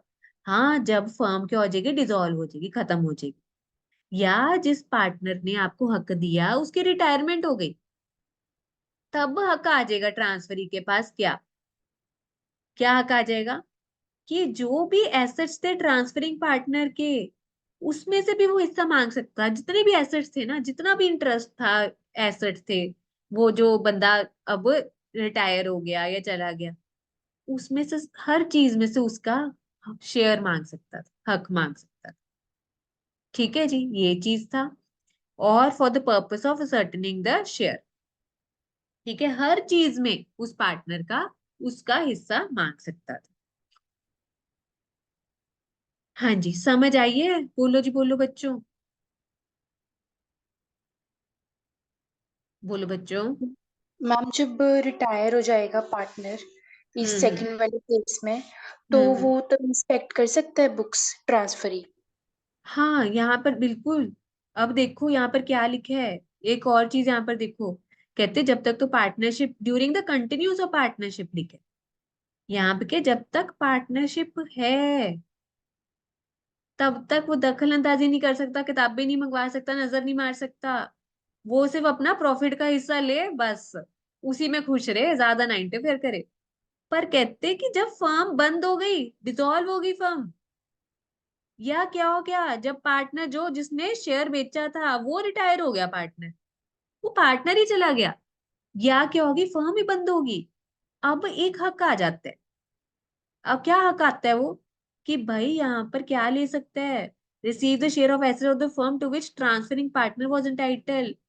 आप बताओ, जब फर्म बंद हो रही है या पार्टनर जा रहा है, तब हिसाब किताब होगा कि नहीं, सब पार्टनर्स का, सपोज ए बी सी तीन पार्टनर्स है, जब फर्म बंद हो रही है, यही तो हम कंपनीज एक्ट में भी कर रहे हैं, कर रहे थे, ठीक है, और यार रिटायरमेंट हो रहे हैं, जब ये पार्टनर्स जा रहे हैं या फर्म बंद हो रही है, इनको इनका पैसा नहीं मोड़ना जो इनका बनता है, या जो इनका शेयर बनता है, आप बताओ, तो ये मांगेंगे नहीं या फर्म देगी नहीं इनको, बोलो जी बोलो, हाँ जी बोलो, यस मैम देंगे। मांगेंगे ना। तो यहाँ पे यही लिखा है, to receive the share of the asset to which transferring partner was entitled. अब फर्म बंद हो रही है, पार्टनर छोड़ के जा रहा है, भाई जो सपोज ये था पार्टनर जिसने अपना हिस्सा बेचा था, अब ये पार्टनर जा रहा है, रिटायर हो रहा है, ये फर्म ही पूरी की पूरी बंद हो रही है, अब जो इस पार्टनर का हिस्सा बनता है, इसका पूरा हक बनता है वो रिसीव करने का हिस्सा, ठीक है, ताकि उसका हिस्सा पता चले, कैलकुलेट हो पाए, ये लिखा है। अब आप जो कह रहे हो कि बाद में वो किताबें देख सकता है, यहाँ पर ये जो यही लिखा है, उसको अपना हिस्सा कैलकुलेट करने के लिए क्या करना पड़ेगा, यहाँ पर बात, या अगर उसको थोड़ा बहुत इंटरफेयर करना पड़े तो वो कर सकते हैं अपना हिस्सा मांगने के लिए, अपना हिस्सा कैलकुलेट करने के लिए। पर यहाँ पे कहीं नहीं लिखा कि फर्म बंद होगी अब वो किताबें देख सकता है, इंस्पेक्ट कर सकता है, या इंटरफेयर इंटरफेयर कर सकता है, कौन से मामले के लिए, बस वो अब अगर कर सकता है दखलंदाजी अपना हिस्सा मांगने के लिए, बस ये लिखा। समझ आया ये चीज, बोलो जी बोलो, यस मैम। ठीक है। और किसी भी पार्टनर को ठीक है, किसी भी पार्टनर मत किसी भी बंदे को पार्टनर एडमिट नहीं कर सकते जब तक कि बाकी पार्टनर्स की सब पार्टनर्स की सहमति। No person can be admitted as partner without consent of all partners, ये लिखा। ठीक है, तो ये हमने किया कि भाई अगर कोई बंदा अपना ना हक बेच रहा है दूसरे को, तो पर सारा का सारा हक नहीं मिलता। ठीक है, तो ये चीजें हमने देख ली। और देखो क्या किया हमने इधर, क्या किया था इधर, minors admitted to the benefits of partnership. फिर हमने बच्चों माइनर वाला टॉपिक किया था सेक्शन 30। भाई माइनर 18 साल से कम वाले क्या पार्टनर बन सकते हैं, बताओ जरा, बोलो जी बोलो, बोलो जी बोलो। हमने किया था ना कॉन्ट्रैक्ट एक्ट में, माइनर के साथ कॉन्ट्रैक्ट किया जा सकता है, माइनर को कोई लाइबल ठहराया जा सकता है। अगर माइनर के साथ कॉन्ट्रैक्ट करते हैं तो वो क्या होता है, वो वॉइड हो जाते हैं। किया था कि नहीं हमने, बोलो जी बोलो। यस अच्छा, मैम। तो ये यहाँ पर लिखा हुआ है, कहते माइनर को आप can not become partner, partner नहीं बना सकते। उसको किसके लिए रख सकते हो आप, किस पर्पज के लिए रख सकते हो, पार्टनरशिप के प्रॉफिट्स के लिए, फायदों के लिए। ये लाइन पढ़ी होगी आपने, for the benefits minor can be admitted for the benefits of the partnership. जो भी पार्टनरशिप में फायदे हो रहे हैं, जैसे जो भी प्रॉफिट हो रहे हैं, उसका हिस्सा देने के लिए माइनर को बुला सकते हो बस। ठीक है, पर सभी पार्टनर्स की क्या चाहिए होगी, रजामंदी। सब पार्टनर्स की क्या चाहिए होगी, कंसेंट चाहिए। ठीक है जी, समझ आया यहाँ तक, बोलो जी बोलो। हाँ जी, तो एक ये वाला सेक्शन 29 और 30, इसमें काफी चीजें, बाकी तो छुटपुट से थे हमारे। ठीक है, एक 29 और 30 में काफी चीजें दे रखी है हमारी, पर सिंपल है। अब आगे देखो क्या हक है यहाँ पे, क्या क्या हक है यहाँ पे माइनर के पास। ठीक है, उसका हक है पूरा जो भी उसको प्रॉफिट मिलने का, या जो यहाँ पर देखो माइनर के पास हक होता है किताबें मंगवाने का, नजर मारने का, कॉपी मंगवाने का। पर ऊपर जो था ना बंदा जिसको हक मिला, तो उसका कोई हक नहीं था। ठीक है, और ये क्या कर सकता है, he can sue the partners for payment of a share, but only when severing his connection with firm and not otherwise. कहते कि वो पार्टनर्स के ऊपर केस को अपना शेयर मांगने के लिए तभी कर सकता है जब वो अपना रिश्ता तोड़ रहा है फर्म के साथ, नहीं तो उसका कोई हक नहीं है इसको करने का। ठीक है, समझ आई ये चीज, बोलो जी बोलो। हाँ जी बच्चों, यस मैम। समझ। ठीक है, और नीचे इधर क्या लिखा है, जब वो बड़ा बच्चा बन जाएगा, जब 18+ हो जाएगा, 18+ होने के 6 महीने के अंदर अंदर उसको डिसाइड करना पड़ेगा कि अब उसको पार्टनर बनना है या नहीं बन रहा, वो वाले फर्म का। ठीक है जी, तो कहते कि अगर वो डिसाइड करते नहीं बनना, तो वो लायबल नहीं रहेगा किसी भी काम के लिए, किसी भी एक्ट के लिए। ठीक है जी, after the date of public notice serve to that effect. 6 महीने के बाद उसको ना एक पब्लिक नोटिस देना पड़ेगा, बताना पड़ेगा सबको कि वो पार्टनर बन रहा है, नहीं बन रहा। नहीं बन रहा तो उसकी लायबिलिटी सब खत्म। अगर बनेगा ना, जब से वो एडमिट हुआ था, है ना, चाहे एज माइनर के टाइम पे, वो सब कामों की जिम्मेदारी उसके ऊपर आ जाएगी। ठीक है, देखो लाइबिलिटीज के बारे में बात करते हैं। कहते बिफोर अटेनिंग मेजोरिटी, ठीक है, बिफोर अटेनिंग मेजोरिटी उसके पास किस चीज का हक था, बस प्रॉफिट का। जितना उसको हिस्सा मिलना था प्रॉफिट का, उसके ऊपर उसका हक था। और देखो, और उसकी कोई पर्सनल लायबिलिटी नहीं थी, और माइनर को इंसॉल्वेंट भी नहीं डिक्लेयर किया जा सकता, मतलब दिवाला निकल गया वो भी नहीं डिक्लेयर किया जा सकता है इसको। ठीक है, which means minor can recover share in the firm on proportionate basis from which will receiver assign. कहते फर्म को डिक्लेयर किया जा सकता है इंसॉल्वेंट या दिवाला निकल गया, पर माइनर को नहीं डिक्लेयर किया जा सकता। ठीक है, वो अपना हिस्सा मांग सकता है, शेयर का हिस्सा मांग सकता है, प्रोपोर्शनेट बेसिस पे दिया जा सकता है। जो भी बंदे अपॉइंट किए जाते हैं ना, उनको बोला जाता है ऑफिशियल रिसीवर या साइन। कोर्ट कुछ बंदे अपॉइंट करता है। और कहते मेजोरिटी होने के बाद, ठीक है, मेजोरिटी होने के बाद आपको मतलब, और on his obtaining knowledge that he has admitted to benefits of partnership whichever date is later, decide whether he shall remain a partner or leave, उसको बताना पड़ेगा पब्लिक नोटिस देकर। ठीक है जी, whether he has elected not to become partner, he may give public notice कि वो नहीं बनना चाह रहा partner. If he fails to give such notice, he shall become a partner in the form of expiry of said 6 months। आपको ये समझ लगी। कहते कि अगर पब्लिक नोटिस उसने दे दिया, ठीक है, तो और उसने बता दिया कि नहीं बनना चाह रहा, ठीक है, अगर उसने दिया कि नहीं बनना चाह रहा, तो वो नहीं बनेगा फिर। पर अगर उसने कोई पब्लिक नोटिस नहीं दिया और पता ही नहीं हमें कि बनना चाह रहे हैं नहीं, अगर पब्लिक नोटिस नहीं दिया ना, हम मानेंगे कि वो बन गया पार्टनर, कि वो क्या है, पार्टनर है। ये मान 6 महीने के बाद, और जब वो पार्टनर बन जाएगा, ठीक है, वो पर्सनली लायबल ठहराया जाएगा थर्ड पार्टीज को। ठीक है जी, और उसका शेयर प्रॉफिट्स में उतना ही रहेगा जो पहला था। पर अगर वो क्या कहता है, ठीक है जी, अगर वो कहते हैं कि मैंने पार्टनर नहीं बनना, ठीक है जी, तो हिज लाइबिलिटीज, उसकी लाइबिलिटी कहाँ तक है सीमित, जब तक उसने पब्लिक नोटिस दिया था और किसी काम के लिए उसकी कोई जिम्मेदारी नहीं हुई। ठीक है जी, और वो केस कुछ भी कर सकता है पार्टनर के ऊपर अपना हिस्सा वगैरह मांगने के लिए। हाँ जी, ये चीज समझ आई आपको? बोलो जी बोलो, बोलो बच्चों। हाँ जी, समझ रहे हो कि नहीं? Yes ma'am. ठीक है, सिंपल। ये 29 आ गया था ना समझ में? 29 तो सिंपल था। जब तक है जान, जब तक है पार्टनरशिप, वो इंटरफेयर नहीं करेगा। ठीक है, 29 और 30 में है कंटिन्यूस में, नॉट इंटरफेयर, या किताबें नहीं देख सकता, इंस्पेक्ट नहीं कर सकता, सिर्फ वो अपना हिस्सा प्रॉफिट का मांग सकता है। फर्म बंद हो जाएगी, ठीक है जी, या बंदा रिटायर हो गया, तो वो अपना शेयर वगैरह मांगने के लिए अपनी दखलंदाजी वगैरह जो भी है अपना क्लेम कर सकता है। और इधर माइनर के केस में भाई ये पार्टनर नहीं बन सकता। ठीक है जी, पार्टनरशिप के प्रॉफिट्स के लिए इसको एडमिट किया जा सकता है, वो भी अगर सबकी सहमति हो, कंसेंट। तो ऊपर भी तो यही था, कंसेंट चाहिए सब पार्टनर्स की अगर आपको पार्टनर बनाना है। ठीक है जी, और क्या था, क्या हक है प्रॉफिट्स का और किताबें वगैरह लेने, इंस्पेक्टर कॉपी का केस तभी कर सकते हैं अगर उसने क्या कर दिया, अपना कनेक्शन तोड़ दिया फर्म के साथ। सेवरिंग मतलब तोड़ देना, खत्म कर देना अपना कनेक्शन, तभी केस किया जा सकता है, नहीं तो नहीं। और भाई 18+ होने के 6 महीने के अंदर अंदर आपको डिसाइड करना है आपको पार्टनर बनना है नहीं।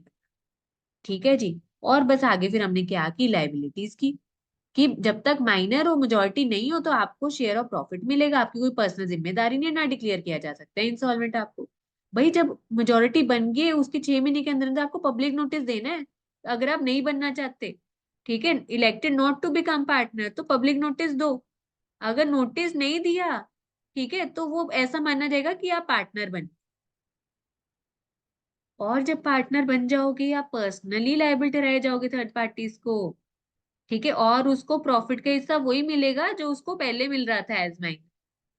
ठीक है, और अगर उसने कहा कि पार्टनर नहीं बनना, भाई उसकी, जब तक वो माइनर था तब तक की, minor up to the date of public notice, तब तक की जिम्मेदारी होगी नोटिस देने तक। उसके बाद की कोई लायबिलिटी नहीं होगी जब वो नोटिस दे दिया। ठीक है जी, और वो क्या कर सकते हैं, केस कुछ कर सकता है पार्टनर्स के ऊपर अपना शेयर मांग। ये समझ आए दो सेक्शन बच्चों, 29 और 30? बोलो, बोलो जी बोलो। Yes ma'am. समझे? अब बिल्कुल थोड़े से छुटपुट से सेक्शन रह गए। ठीक है, ये वाला यूनिट कर लेते हैं, उसका जो तीसरा यूनिट है ना, वो काफी बड़ा है, वो हम नेक्स्ट सेशन में कर लेंगे। ठीक है जी, आओ जरा, legal consequences of partner coming in and going out. अभी कौन से सेक्शन हैं? कहते कि अगर पार्टनर आ रहे हैं और जा रहे हैं तो क्या वहां पर उसका क्या कॉन्सिक्वेंस होगा, क्या रिजल्ट होगा। ठीक है, अच्छा शशि, अभिनव, लक्ष्य, यहाँ तक आ रहा है समझ में? बोलो जी बोलो। Yes ma'am. ठीक है जी, अब यस। छुटपुट से सेक्शन रह गया हमारे कि पार्टनर आ रहे हैं जा रहे हैं तो क्या कॉन्सिक्वेंस होगा।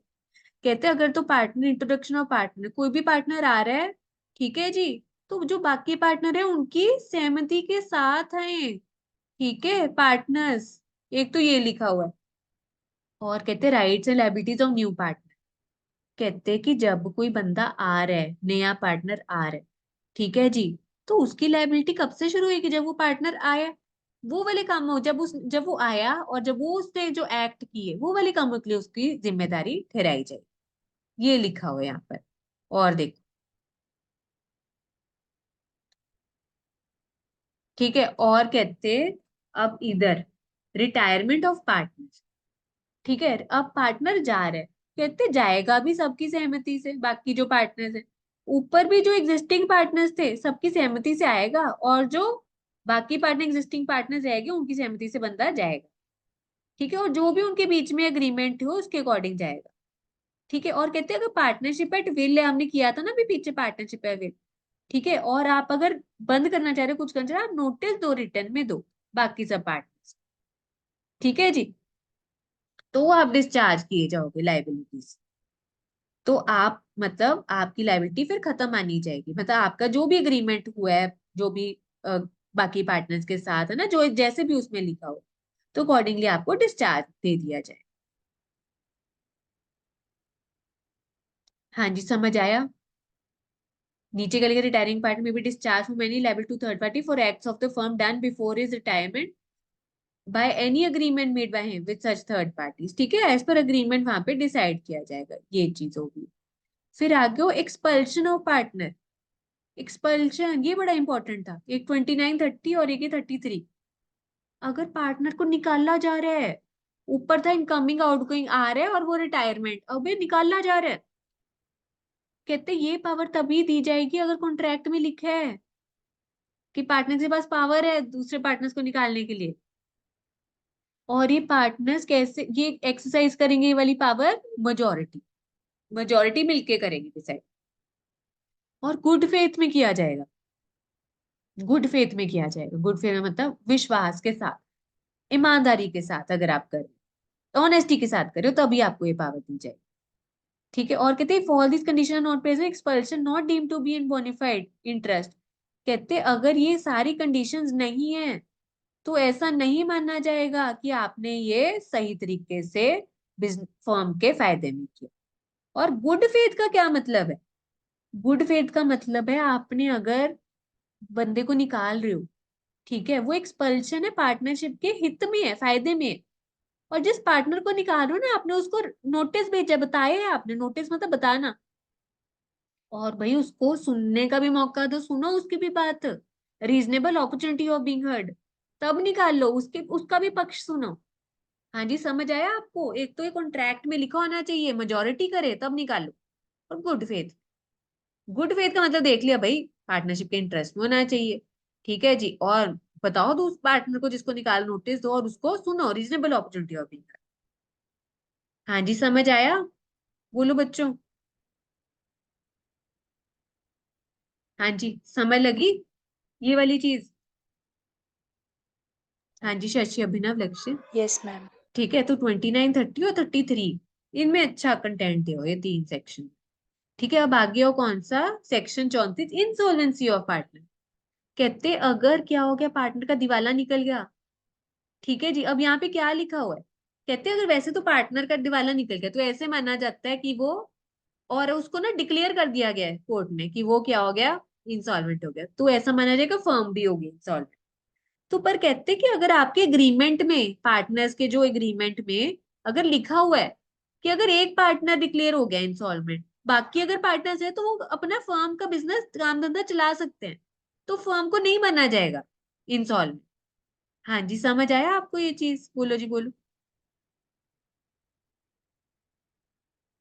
हाँ जी, यस मैम। ठीक है, तो ये चीज सिंपल यहाँ पे बोली हुई है, और इधर हमारे को शॉर्ट में समराइज भी किया हुआ है। ठीक है, insolvent partner can not be continued as partner, वो वाला बंदा तो कंटिन्यू करेगा। He will ceased to be partner from very date on which order, court का जिस दिन ऑर्डर आ गया उस दिन से वो नहीं रहेगा पार्टनर। ठीक है, state of insolvent not liable for the act of firm done after the date of order education. ठीक है, तो वो वाला बंदा लायबल नहीं ठहराया जाएगा उस ऑर्डर की डेट के बाद। और firm also not liable for any act of insolvent partner after date, और ना ही फर्म जिम्मेदार ठहराई जाएगी। ठीक है जी, और क्या बोले, ordinary but not invariably insolvency of partner results in dissolution of firm. कहते हैं ज्यादातर नॉर्मली हम क्या मानते हैं, पार्टनर डिक्लेयर हो गया, दिवाला निकल गया, तो ऐसे फर्म को भी मान लिया जाता है कि वो इंसॉल्वेंट हो गई और वो बंद हो जाती है, डिसॉल्व हो जाती है, क्योंकि अब ऐसा मान लिया जाता है पार्टनर हो गया इंसॉल्वेंट, तो फर्म भी कैसे चल पाएगी, तो उसको मान लिया जाता है कि वो डिसॉल्व होगी, बंद हो जाएगी। बट अगर पार्टनर्स के कॉम्पिटेंट हैं, बाकी पार्टनर्स कहते हैं कि हमें है, दम है, और वो मानते हैं, अग्री करते हैं, अग्रीमेंट में एंटर होते हैं, और उन्होंने लिखा हुआ है कि हम चलाएंगे धंधा, ठीक है जी, जो इंसॉल्वेंट अभी डिक्लेयर नहीं हुए, तो तब नहीं माना जाएगा कि फर्म नहीं हुई डिसॉल्व। ठीक है, अगर बाकी पार्टनर्स ने मिलके ये डिसाइड किया हुआ था अग्रीमेंट में कि अगर एक हो जाता है, तो अगर बाकी पार्टनर्स में है जान, ठीक है, वो कॉम्पिटेंट है, वो है सॉल्वेंट, तो फर्म नहीं होगी बंद, नहीं मानी जाएगी सॉल्वेंट। इंसॉल्वेंट नहीं मानी जाएगी। ये समझ आया आपको ये वाला चीज? हाँ जी, समझे ये वाला चीज? यस बोलो मैम। जी बच्चों। ठीक है, अब आगे क्या लिखा है? Liability of state of deceased partner. ठीक है, सेक्शन 35 में क्या लिखा हुआ है? हाँ, मतलब जो पार्टनर क्या हो गया, अब नहीं रहा, डेथ के केस में लिखा हुआ है, तो उसकी लाइबिलिटी कहाँ तक सीमित रहेगी, ये लिखा हुआ है। कहते ऑनली डेथ के केस में क्या होता है, जैसे ऊपर बोला था ना, अगर इंसॉल्वेंट हो जाता है पार्टनर तो मान लिया जाता है कि फर्म भी खत्म होगी। पर हमने कहा नहीं, अगर पार्टनर्स ने लिखा अग्रीमेंट में अग्री किया हुआ है तो वो चला सकते हैं, फर्म नहीं मानी जाएगी डिसॉल्व। तो यहाँ पर कहते हैं कि अगर डेथ हो जाती है तो ऐसे मान लीजिए तो पार्टनरशिप खत्म होगी। ठीक है जी। पर कहते कि subject to contract between parties and partners who are competent to agree that death of one will not have the effect of dissolving partnership. यही सेम चीज कहते कि as regards the surviving partner let the firm consist of only two partners. कहते अगर तो बाकी partners ने agree किया हुआ है कि जो सर्वाइविंग पार्टनर है, जो बाकी जिंदा है, उनमें है जान, वो चला सकती है फर्म, तो फर्म को डिसॉल्व नहीं मानना जाएगा। ठीक है, फर्म चलेगी फिर। ठीक है, in order that state of deceased partner may be absolved free from liability for future obligation of the firm. It is not necessary to give any notice either to public or persons having dealing with the firm. कहते जब बंदे की death होगी आप बताओ, तब भी उस बंदे की जिम्मेदारी रहेगी आगे वाले एक्ट्स के लिए, खत्म हो जाएगी, सिंपल। ठीक है, तो इसमें भी सिमिलर है, जो ये वाला पॉइंट पढ़ा था ना, ये वाला, वो यहाँ पे इधर अप्लाई हो रहा है डेथ के केस में भी, कि फर्म डिसॉल्व नहीं मानी जाए। हाँ जी, समझे? शशि, अभिनव, लक्ष्य, आ रहे समझ में? Yes, ma'am. ठीक है, ऊपर से तो नहीं जा रहा ना? हाँ जी, बोलो बोलो बोलो, समझ आ रही है कि नहीं बच्चों? 2-3 सेक्शन रह गए हैं बस, और हमारा जिसमें कंटेंट था, देखो अगर आपको आइडिया लग रहा है, 3 सेक्शन में ही था कंटेंट, 29, 30 और 33। बाकी तो मतलब 1-1, 2-2 लाइनर्स ही थे हमारे। ठीक है, चलो आओ जरा छुटपुट से और देखिए सेक्शन 36 में आओ। ठीक है, 3 सेक्शन रह गए। Rights of outgoing partner to carry on competing business, section 36 क्या कह रहा है? कहते जो बंदा छोड़ के जा रहा है, ठीक है, जो बंदा छोड़ के जा रहा है वो क्या कर रहा है? बिजनेस चला रहा है, सिमिलर बिजनेस चला रहा है, compete कर रहा है फर्म के बिजनेस के साथ। ठीक है, with that of firm and he may advertise such business but subject to contract to the contrary. कहते अगर कोई बंदा छोड़ के जा रहा है पार्टनरशिप फर्म, और वो क्या कर रहा है, कोई काम धंधा चला रहा है कंपटीशन में फर्म के बिजनेस के साथ, वो क्या नहीं कर सकता? फर्म का नाम नहीं यूज कर सकता जो वो छोड़ के गए, और ना ही ऐसे रिप्रेजेंट कर सकता है कि मैं फर्म के बिहाफ पे ही कर रहा हूँ ये काम, सिमिलर बिजनेस उनकी कंपटीशन में कर रहा हूँ, मतलब मैं उन्हीं के ही बंदा हूँ। कई बार लोग ऐसे भलेखा मतलब जानबूझ के कर देते ना, ऐसे बोल देते कि मैं ही उन्हीं का ही हूँ बंदा। ठीक है, ना ही वो फर्म का यूज कर सकते हैं नेम, ना ही वो ये बोल सकते हैं कि मैं उसी फर्म को रिप्रेजेंट कर रहा हूँ। ठीक है, और ना ही वो क्या करेंगे, solicit the custom of persons who were dealing with the firm before he ceased to be a partner। यहाँ पे क्या लिखे है? ना ही वो ये बोलेंगे कि क्या करेंगे हम।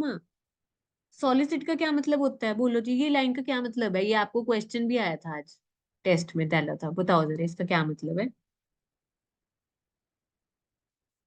सी का मतलब? इंड्यूस नहीं करेगा उनको, दबाव मतलब कस्टमर्स को अपने पास नहीं लेके जाएगा, जो हाँ पहले वाले बिल्कुल, इसके फर्म के थे। बिल्कुल बिल्कुल, पिछली फर्म का ना नाम यूज करेगा, ना ऐसे बताएगा कि मैं पिछली फर्म का ही बंदा हूँ को रिप्रेजेंट कर रहा हूँ, और ना ही पिछली फर्म के कस्टमर को खराब करेगा। ठीक है, ये लिखा हुआ है यहाँ पे। ठीक है, चलो जी। और ये वही वाली चीज आ गई, agreement in the stain of trade जो पीछे करके आए थे। वैसे तो कॉन्ट्रैक्टेड में वो है डिक्लेयर किया है, पर कहते कि यहाँ पर अगर आपका अग्रीमेंट है, टर्म्स डिसाइड किए हैं पार्टनर्स ने कि आप जब तक पार्टनर हो तब तक आप ये काम नहीं कर सकते। ठीक है, ये जो भी उन्होंने आपस में डिसाइड किया हो, अगर वो वैलिड रहेंगी, अगर वो जो रिस्ट्रिक्शन इम्पोज किए वो रीजनेबल, अगर ऐसी मतलब फालतू में लगा रखी पोजीशन तो वो वॉइड मानी जाएगी। ठीक है, फिर आगे देखो। कहते right of outgoing partner in certain cases to share subsequent profits. ठीक है, कहते अब कोई पार्टनर जा रहा है, ठीक है जी, in certain cases to share subsequent profits, क्या लिखे यहाँ पे?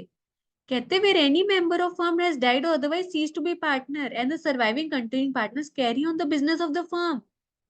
कहते कोई पार्टनर की डेथ होगी या अब वो पार्टनर छोड़ के चला गया, कोई पार्टनर चला गया छोड़ के, या किसी की डेथ होगी, पर बाकी पार्टनर जो सर्वाइविंग कंटिन्यूइंग पार्टनर है वो अभी भी धंधा चला रहे हैं। और, और उन्होंने अभी भी क्या नहीं किया,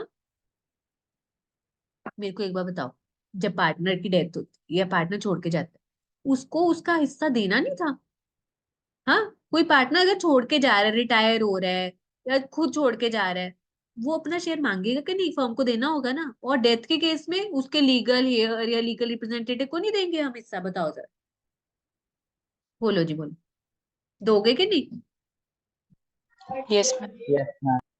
तो यहाँ पे लिखा है, अगर आपने हिसाब किताब क्लियर नहीं किया, without any final settlement of accounts between them and the outgoing partner, कहते अगर आपने अभी तक उनका जो शेयर बनता था वो क्लियर नहीं किया, फाइनल सेटलमेंट नहीं किया, क्लियर नहीं किया उनके ड्यूज, और धंधा अभी भी चलाई जा रहे हो, प्रॉफिट कमा रहे हो, धंधा चला रहे हो, प्रॉफिट कमाई जा रहे हो, तो यहाँ पे क्या लिखा हुआ है?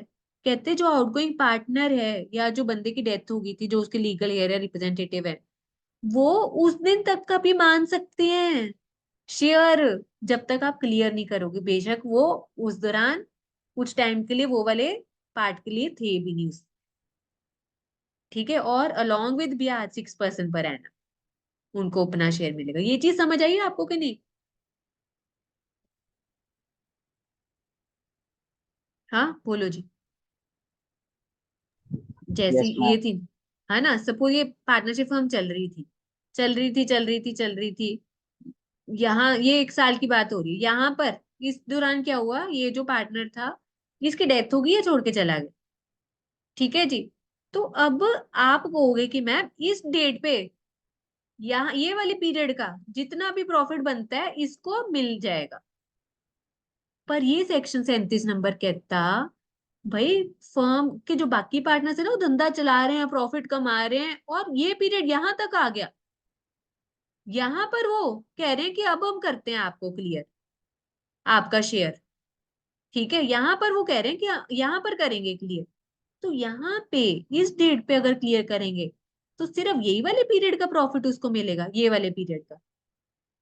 कहते नहीं, दिस प्लस दिस, ठीक है, इसका भी हक हो जाएगा उसका, क्योंकि बेशक वो खुद नहीं था पर उसका हिसाब तो क्लियर किया नहीं, और साथ में क्या 6% ब्याज भी भरना पड़े। समझ आया ये चीज? बोलो, बोलो जी बोलो। Yes, ma'am. ठीक है, और लास्ट सेक्शन हमारा ये यूनिट 2 का क्या लिखा हुआ है?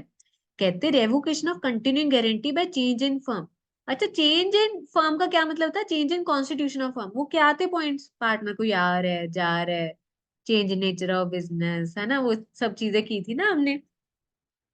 तो किसी भी कारणवश क्या हो रहा है, फर्म में कुछ चेंजेस हो रही है, कॉन्स्टिट्यूशन हो रही है फर्म की, और अच्छा आपने उससे पहले क्या किया हुआ था, आपने कोई गारंटी दी हुई थी कुछ पार्टीज को, कि गारंटी दी होगी कि सपोज हमने इतने पैसे देने हैं आपको या कुछ देने, पर है ना, सपोज आपने यहाँ पे दी थी किसी पार्टी को कि आपको इतना गारंटी दे रहे हैं, इतना पैसा देंगे, ठीक है, पर आगे जाके क्या हो गया, एकदम से कॉन्स्टिट्यूशन हो गया या चेंजेस हो गई फर्म में, नया पार्टनर आ गया, कोई चला गया, जो भी नेचर ऑफ बिजनेस, जो भी हमने वहां पे 4-5 पॉइंट्स किए थे, तो कहते जो आपने गारंटी दी है ना वो कैंसल हो जाएगी ऑटोमेटिकली।